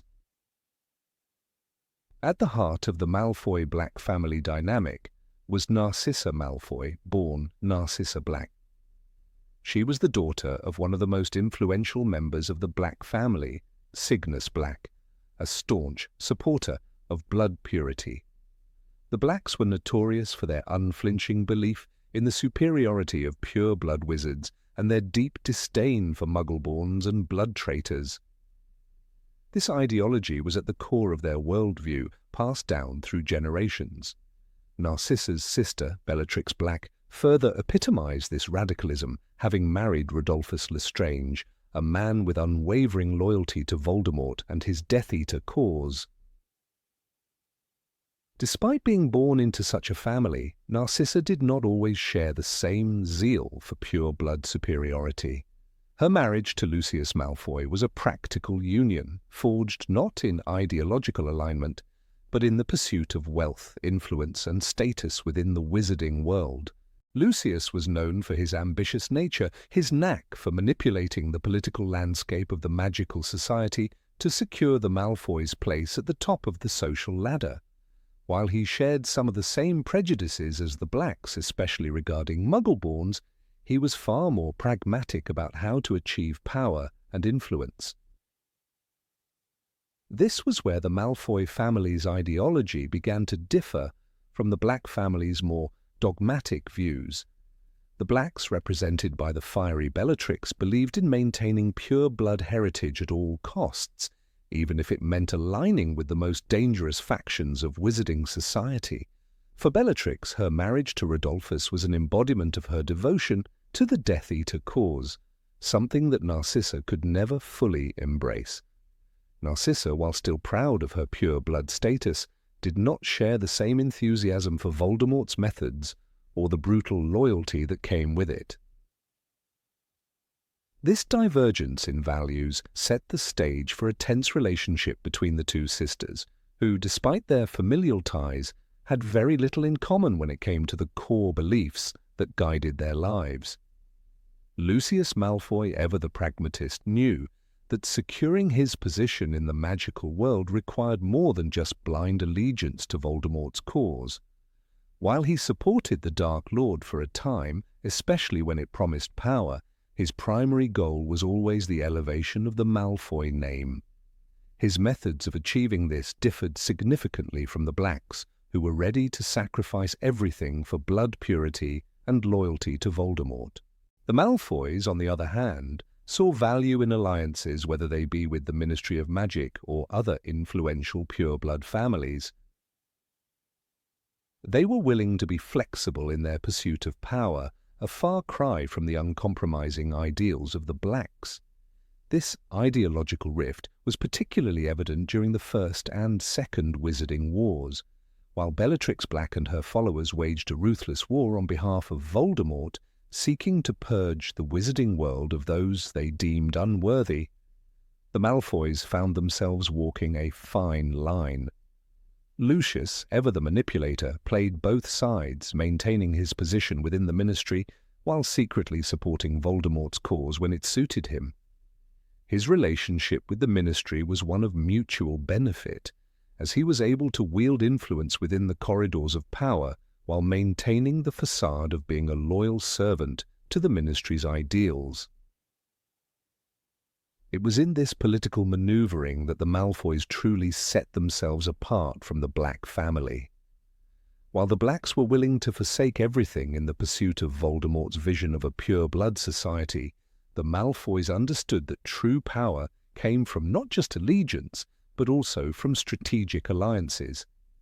Lucius's role as a prominent figure in the Ministry, as well as his ability to control and manipulate public opinion, made him a far more dangerous figure in the long run than his Black relatives, who were bound by their rigid, unyielding belief system.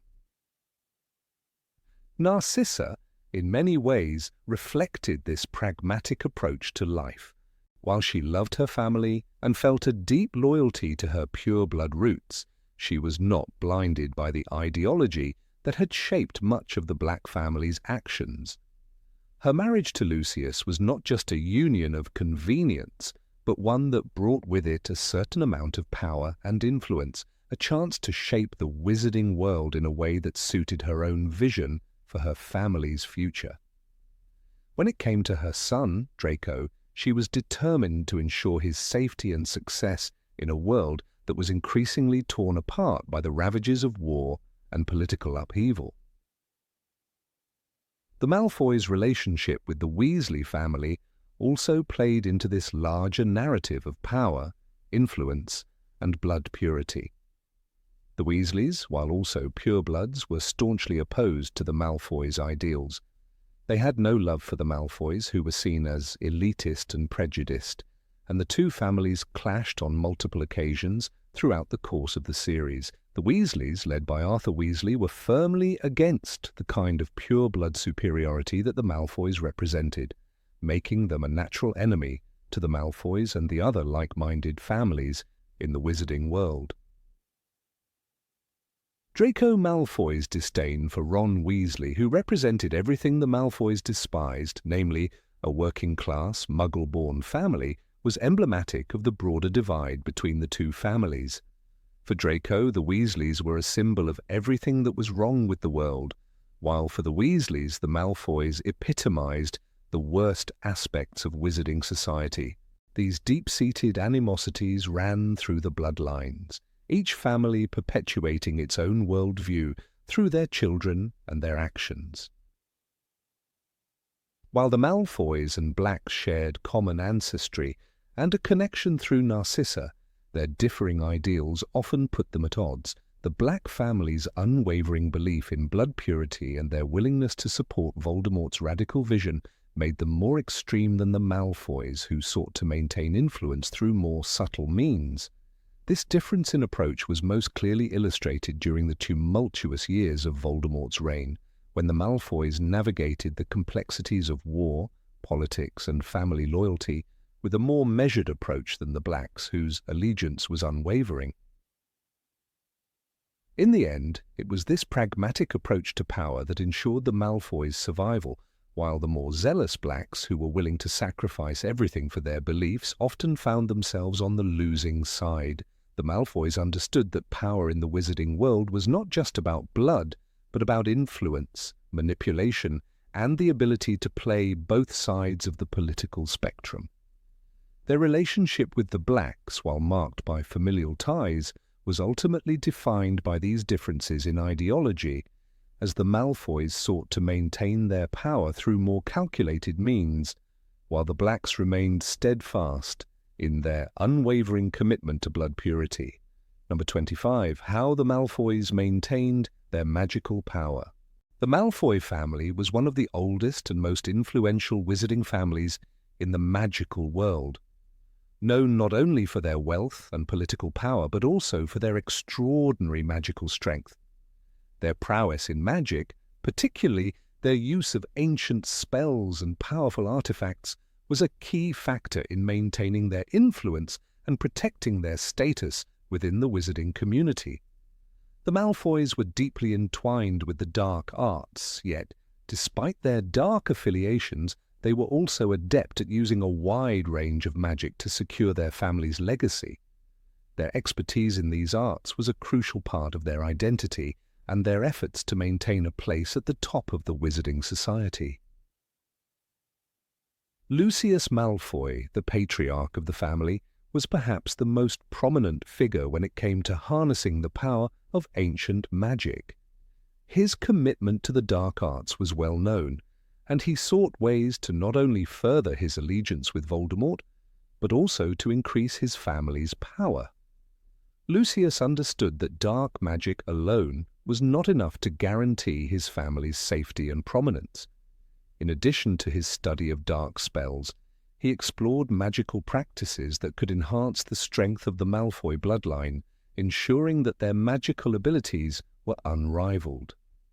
His obsession with blood purity led him to acquire rare magical artifacts, some of which were said to possess powers that could ward off magical threats or even enhance his own abilities. One of the most famous pieces in the Malfoy collection was the heirloom known as the Malfoy family wand. This wand, passed down through generations, was crafted with the finest materials and infused with enchantments designed to make it exceptionally powerful. Lucius Malfoy was known to wield this wand with great skill, using it for both offensive and defensive purposes. The wand was said to have a connection to the Malfoy family's legacy, channeling the magical strength of their ancestors. While Lucius' public association with the Death Eaters and his affinity for the dark arts made him a figure of fear, the Malfoy wand was a symbol of his family's secret magical superiority. The Malfoy family also had a long history of collecting and using enchanted artifacts to protect their estate and maintain their power. One notable example was the use of the Malfoy Manor itself as a magical fortress. The family estate was not just a symbol of their wealth, it was a place of deep magical significance. The manor was protected by a series of powerful enchantments that made it almost impervious to attack. These protections were not only designed to keep out intruders, but to ensure that the Malfoys could maintain control over their property, even in times of political upheaval. The estate was also home to numerous hidden chambers, each containing magical secrets that had been passed down through generations. Lucius, being the head of the family, was responsible for maintaining these protections, often adding his own spells to ensure their continued effectiveness. In addition to the artifacts and enchantments used for protection, the Malfoy family had a reputation for seeking out magical objects that could enhance their own power. One such artifact was the famed Black Mirror, which Lucius Malfoy kept in his private study. The Black Mirror was rumored to have the ability to show glimpses of the future, giving its owner the power to predict and manipulate events. Though its exact origins were unclear, It was believed to have been passed down from a long line of powerful wizards who used it to control the fates of others. Lucius, always interested in gaining an advantage, was said to have consulted the mirror on several occasions, seeking its guidance during critical moments in his life. The Malfoys were no strangers to using every available means to protect themselves and advance their interests. The Malfoy family's focus on maintaining their magical strength was not limited to their use of dark magic or powerful artifacts. They also placed a great deal of importance on magical education, ensuring that their children were raised with a deep understanding of both practical and theoretical magic. Draco Malfoy, the heir to the family, was carefully groomed to continue the Malfoy legacy. From a young age, Draco was taught not only the spells and curses that were essential for success in the wizarding world, but also the importance of keeping the family's magical bloodline. His education was overseen by his father, who ensured that Draco was exposed to the most advanced magical theories and practices. Draco's time at Hogwarts was a crucial part of his magical development. Under his father's influence, Draco quickly became one of the most gifted students in his year, excelling in subjects like potions and defense against the dark arts. However, it was not just his natural talent for magic that set Draco apart. It was his unwavering commitment to preserving his family's values. The Malfoys were not just concerned with power for the sake of power. They believed that magical strength was essential for maintaining the purity of their bloodline and their position in the wizarding world. Despite their obsession with power and purity, the Malfoys were not immune to the dangers that came with their dark associations. The family's connection to the Death Eaters and their unwavering loyalty to Voldemort put them at odds with many in the wizarding community. However, they also had a strategic approach to this allegiance, knowing that their support for the Dark Lord would be a double-edged sword. They believed that by aligning themselves with Voldemort, they would be able to secure their position at the top of the magical world. Yet, as the war against Voldemort progressed, the Malfoys found themselves in a precarious situation. They had to balance their loyalty to Voldemort with the need to protect their family and preserve their power. The Malfoy family's efforts to maintain their power and magical strength were also reflected in their interactions with other wizarding families. Lucius Malfoy was known for his social prowess, using his influence to form alliances with other powerful families in the wizarding world. He was a master of political maneuvering, carefully selecting which families to support and which to avoid. These alliances were often forged through marriage, with the Malfoys seeking out partners who could strengthen their bloodline and enhance their magical abilities. The Malfoys were not just interested in preserving their power, they wanted to expand it, and they knew that the right alliances could provide them with the resources they needed to do so. Throughout the years, the Malfoy family's wealth and magical strength allowed them to maintain a position of influence in the wizarding world. Despite the downfall of Voldemort and the shifting political landscape, the Malfoys managed to remain a formidable force. Their knowledge of ancient magic, combined with their strategic use of powerful artifacts and alliances, ensured that their family continued to play a significant role in the magical community. The Malfoys understood that magic was not just about raw power, it was about using that power wisely and strategically to protect their family and their legacy. Even in the later years, when the Malfoy family was forced to distance itself from Voldemort and his followers, their magical prowess remained a defining characteristic. The family's devotion to preserving their magical heritage and their legacy was evident in every action they took. They had always understood that magic was not just a tool, it was a means of survival and dominance. Their commitment to using ancient spells and powerful artifacts to protect their family was a testament to their determination to maintain their place in the wizarding world. The Malfoys may have been tainted by their dark past, but their magical strength and the legacy they had built were undeniable. Number 26. The Malfoys and their role in the Battle of Hogwarts. The Malfoy family, with their long lineage of wizarding pride and allegiance to dark forces, found themselves at the very heart of the Battle of Hogwarts. Throughout the years, the Malfoys had been known for their unwavering loyalty to Lord Voldemort, a loyalty that was deeply ingrained in their family's identity. They were proud, influential, and held in high esteem among the Death Eaters.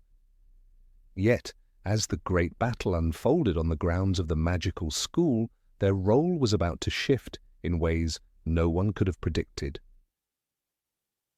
Lucius Malfoy, the patriarch of the family, had been a staunch supporter of Voldemort for many years. His wealth and status within the wizarding world were built upon his loyalty to the Dark Lord. He had been one of the earliest Death Eaters, a position he cherished, and had used his influence to secure his family's place in the upper echelons of wizard society. However, as the tide of the war began to turn and Voldemort's forces faltered, Lucius found himself at a crossroads. The battle, which had long been fought in shadows, had finally reached the heart of Hogwarts, the very school where his son, Draco, had spent his youth. And it was Draco, more than anyone, who would force Lucius to question the loyalty he had so long held. Draco Malfoy, though young, was thrust into a war that was much larger than himself. Unlike his father, who had long been accustomed to the dangers and compromises of the Dark Lord's service, Draco was not yet fully initiated into the brutal world of dark magic. When Voldemort demanded Draco's involvement in his schemes, it put the young Malfoy in an impossible position. Draco was ordered to assassinate Dumbledore, a task that weighed heavily on him. While he did not share his father's zeal for Voldemort's cause, Draco was bound by family honor and pressure. In his heart, he was torn between the fear of betraying his family and the desire to protect his own moral compass. His once proud nature had been tested, and the battle within him was as fierce as any external conflict. The internal strife that Draco faced mirrored the war being waged outside the walls of Hogwarts. On one side, Voldemort's forces amassed, while on the other, Harry Potter and his allies fought to protect everything they held dear. But it wasn't until the night of the Battle of Hogwarts that Draco's true conflict reached its peak. The Malfoy family was drawn into the conflict in ways they had never imagined, and their fate would be sealed by the choices they made in those critical moments. In the tense atmosphere of the battle, Lucius Malfoy found himself faced with a decision that would determine not only his future, but the safety of his family. When Voldemort demanded that the Malfoys stand by his side and fight, Lucius was torn. His loyalty to Voldemort had been unwavering for years, but now, seeing his own son in peril, he found himself questioning whether his allegiance to the Dark Lord was worth the risk of losing his family. The battle had raged for hours, and Lucius's heart was heavy with the knowledge that Voldemort's victory would not guarantee the safety of those he loved. In that moment, Lucius realized that even the might of the Dark Lord could not protect him from the consequences of his own choices. While Lucius wrestled with his thoughts, it was Narcissa Malfoy, his wife, who would ultimately alter the course of their family's fate. Narcissa, though always loyal to her husband, had a different understanding of what it meant to protect her family. Her love for Draco transcended the bonds of blood and power, and in the heat of the battle she made a choice that would change everything. Narcissa had long feared for Draco's life, and when she saw the danger her son faced, she could no longer stand by and watch him be sacrificed for the whims of a power-hungry tyrant. Narcissa's decision came when Harry Potter, gravely injured, found himself alone in the Forbidden Forest. He was surrounded by enemies, and the weight of the war seemed to have crushed him. But it was Narcissa's courage, her unwavering love for her son, that allowed Harry to escape. In a quiet, crucial moment, Narcissa, fully aware of the consequences of her actions, made the fateful decision to help him. She lied to Voldemort, telling him that Harry was dead, thus ensuring Harry's survival and, by extension, the survival of the Resistance. She knew the risk she was taking, but in that moment the safety of her family was more important than any allegiance or promise made to the Dark Lord. What made Narcissa's choice even more significant was the realization that in doing so, she was not only saving Draco but also choosing a path that defied the legacy of the Malfoy family's dark affiliations. She had always been a woman who valued her family above all else, but this act of defiance signaled her willingness to break free from the grip of Voldemort's influence, even if it meant betraying everything she had once believed in. In the end, it was Narcissa who provided the turning point in the Malfoy family's journey through the war, and in doing so, she secured her place in the narrative of the Battle of Hogwarts. For Draco, the consequences of the battle were just beginning to unfold. In the aftermath of the war, Draco was left to reflect on the choices he had made, the allegiances he had formed, and the weight of his family's legacy. He had stood at the crossroads of war, where his loyalty to his family clashed with his own moral compass. But it was through the actions of his mother that he was able to find a way out of the darkness that had enveloped his life. Narcissa's bravery not only saved Draco's life, but also gave him the opportunity to redefine his future. As the dust settled and the war ended, Draco's transformation from a frightened, reluctant participant in the war to someone capable of charting his own course was a testament to the power of family, love, and redemption. In the years that followed, Draco Malfoy would go on to distance himself from the mistakes of his past. He would marry, raise a family, and eventually become a man who, while never fully able to escape the shadow of his family's dark past, found peace in the relationships he forged. But it was Narcissa's act of defiance, her willingness to break free from the family's loyalty to Voldemort, that laid the foundation for Draco's redemption. Without her, it's likely that Draco would have been forever trapped by the forces that had shaped his youth, a prisoner of the Malfoy legacy. The Battle of Hogwarts, with its fierce clashes and life-altering choices, was a defining moment for many, but for the Malfoy family, it was the catalyst for change. Lucius, Draco, and Narcissa all faced choices that in the end would determine their futures. In their most trying hour, it was Narcissa who chose her family over the dark forces that had once controlled them. And it was that choice that ultimately allowed the Malfoys to move beyond their past, seeking redemption and peace in a world that had been torn apart by war. Number 27, Draco Malfoy and his relationship with pure blood ideology. Draco Malfoy, born into the prestigious and influential Malfoy family, was a child raised on the firm beliefs of blood purity, a philosophy that regarded Muggle-borns and half-bloods as inferior to those of pure wizarding lineage. His father, Lucius Malfoy, was a staunch supporter of the Dark Lord and devoted to maintaining the old ideologies of their world. The Malfoys were not just adherents of this belief, they were prominent figures in promoting the superiority of pure blood wizards, and they ensured that Draco was taught these values from the moment he could understand them.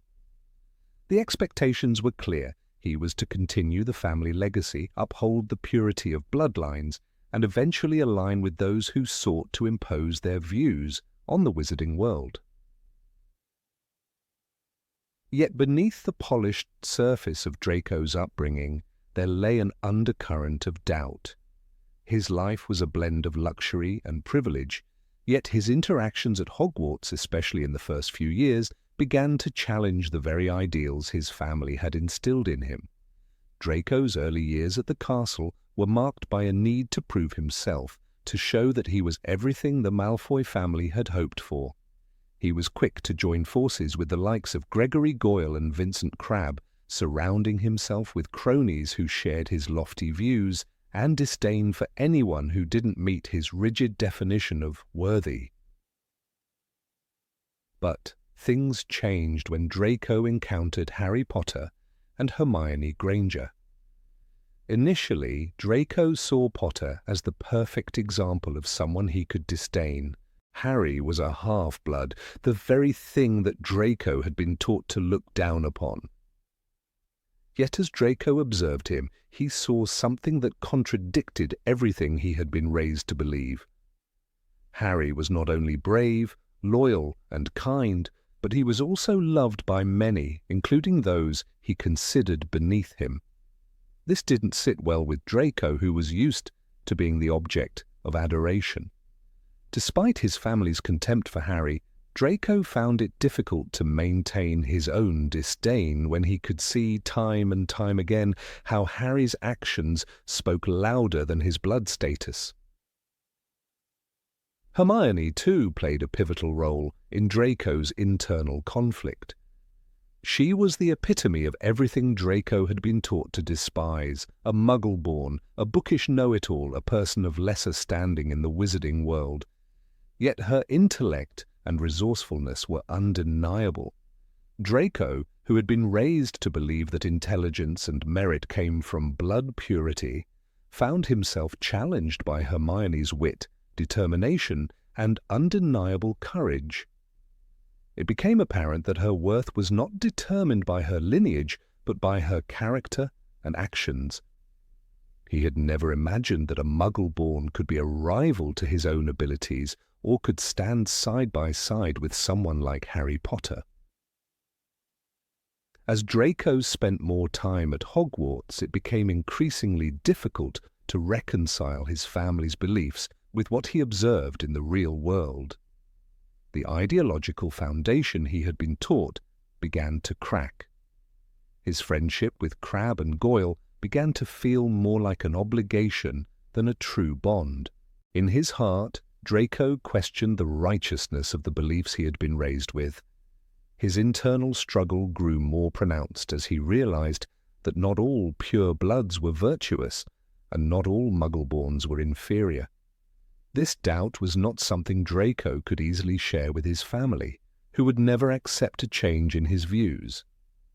Still, the tension within him could not be ignored. This inner conflict came to a head during Draco's 6th year at Hogwarts, when his role in the conflict between the Death Eaters and the Order of the Phoenix became more complex. The Dark Lord's influence on Draco was evident as his father's imprisonment left him in a position of immense pressure. It was clear that Draco was expected to prove himself, to step up and fulfill the Malfoy family's legacy of allegiance to Voldemort. But as Draco became more involved with the Death Eaters, he began to experience firsthand the cruelty and corruption that came with such allegiance. His doubts grew even more pronounced, and he found himself on the precipice of an impossible decision. Draco's internal strife culminated in the moment when he was tasked with a terrible assignment to kill Dumbledore. The weight of this task hung heavily on Draco's shoulders, and he found himself unable to carry it out. It was as if the final threads of his childhood ideology unraveled before him. He had been raised to believe that his family's honor, their status, was the most important thing. But the reality of what was at stake, the life of an innocent man, the betrayal of his friends, and the potential devastation of his own soul, made him reconsider everything he had ever known. In a pivotal moment during the Battle of Hogwarts, Draco's doubts came to fruition. Faced with the opportunity to show loyalty to Voldemort or protect those he had come to consider his friends, Draco made the decision that would define his future. He hesitated, refusing to deliver the final blow against Harry, despite all the pressure from the Dark Lord. This act, a moment of rebellion against the very principles his family had fought for, marked a turning point in Draco's journey. He was no longer the boy who blindly followed his parents' ideology. Instead, he had become a young man who questioned everything he had been taught and chose a different path, one that rejected the supremacy of blood purity. In the aftermath of the war, Draco's growth was evident. He distanced himself from the toxic legacy of his family, even as he struggled to find his own identity in a world that had been irrevocably changed. Though he never fully severed ties with his parents, Draco's transformation was undeniable. He married Astoria Greengrass, a woman whose beliefs were more aligned with his own, and they raised their son Scorpius in a world where blood status no longer defined a person's worth. Draco's journey from a boy who held tight to the pure-blood ideology to a man who understood the futility of such beliefs was not a smooth one. It was fraught with internal conflict, difficult choices, and moments of profound self-discovery. Draco Malfoy's story is a powerful example of how the clash between family expectations and personal beliefs can shape a person's growth. His journey from a young boy who blindly followed his father's beliefs to a young man who ultimately rejected those same beliefs demonstrates the power of self-reflection and personal growth. Despite the weight of his family's history and the immense pressure to conform, Draco chose to forge his own path, one that allowed him to break free from the constraints of blood purity and embrace a world where loyalty, bravery, and friendship held more value than blood status. This internal evolution made Draco Malfoy one of the most complex and compelling characters in the Harry Potter series, and his journey remains a testament to the transformative power of self-doubt and self-awareness,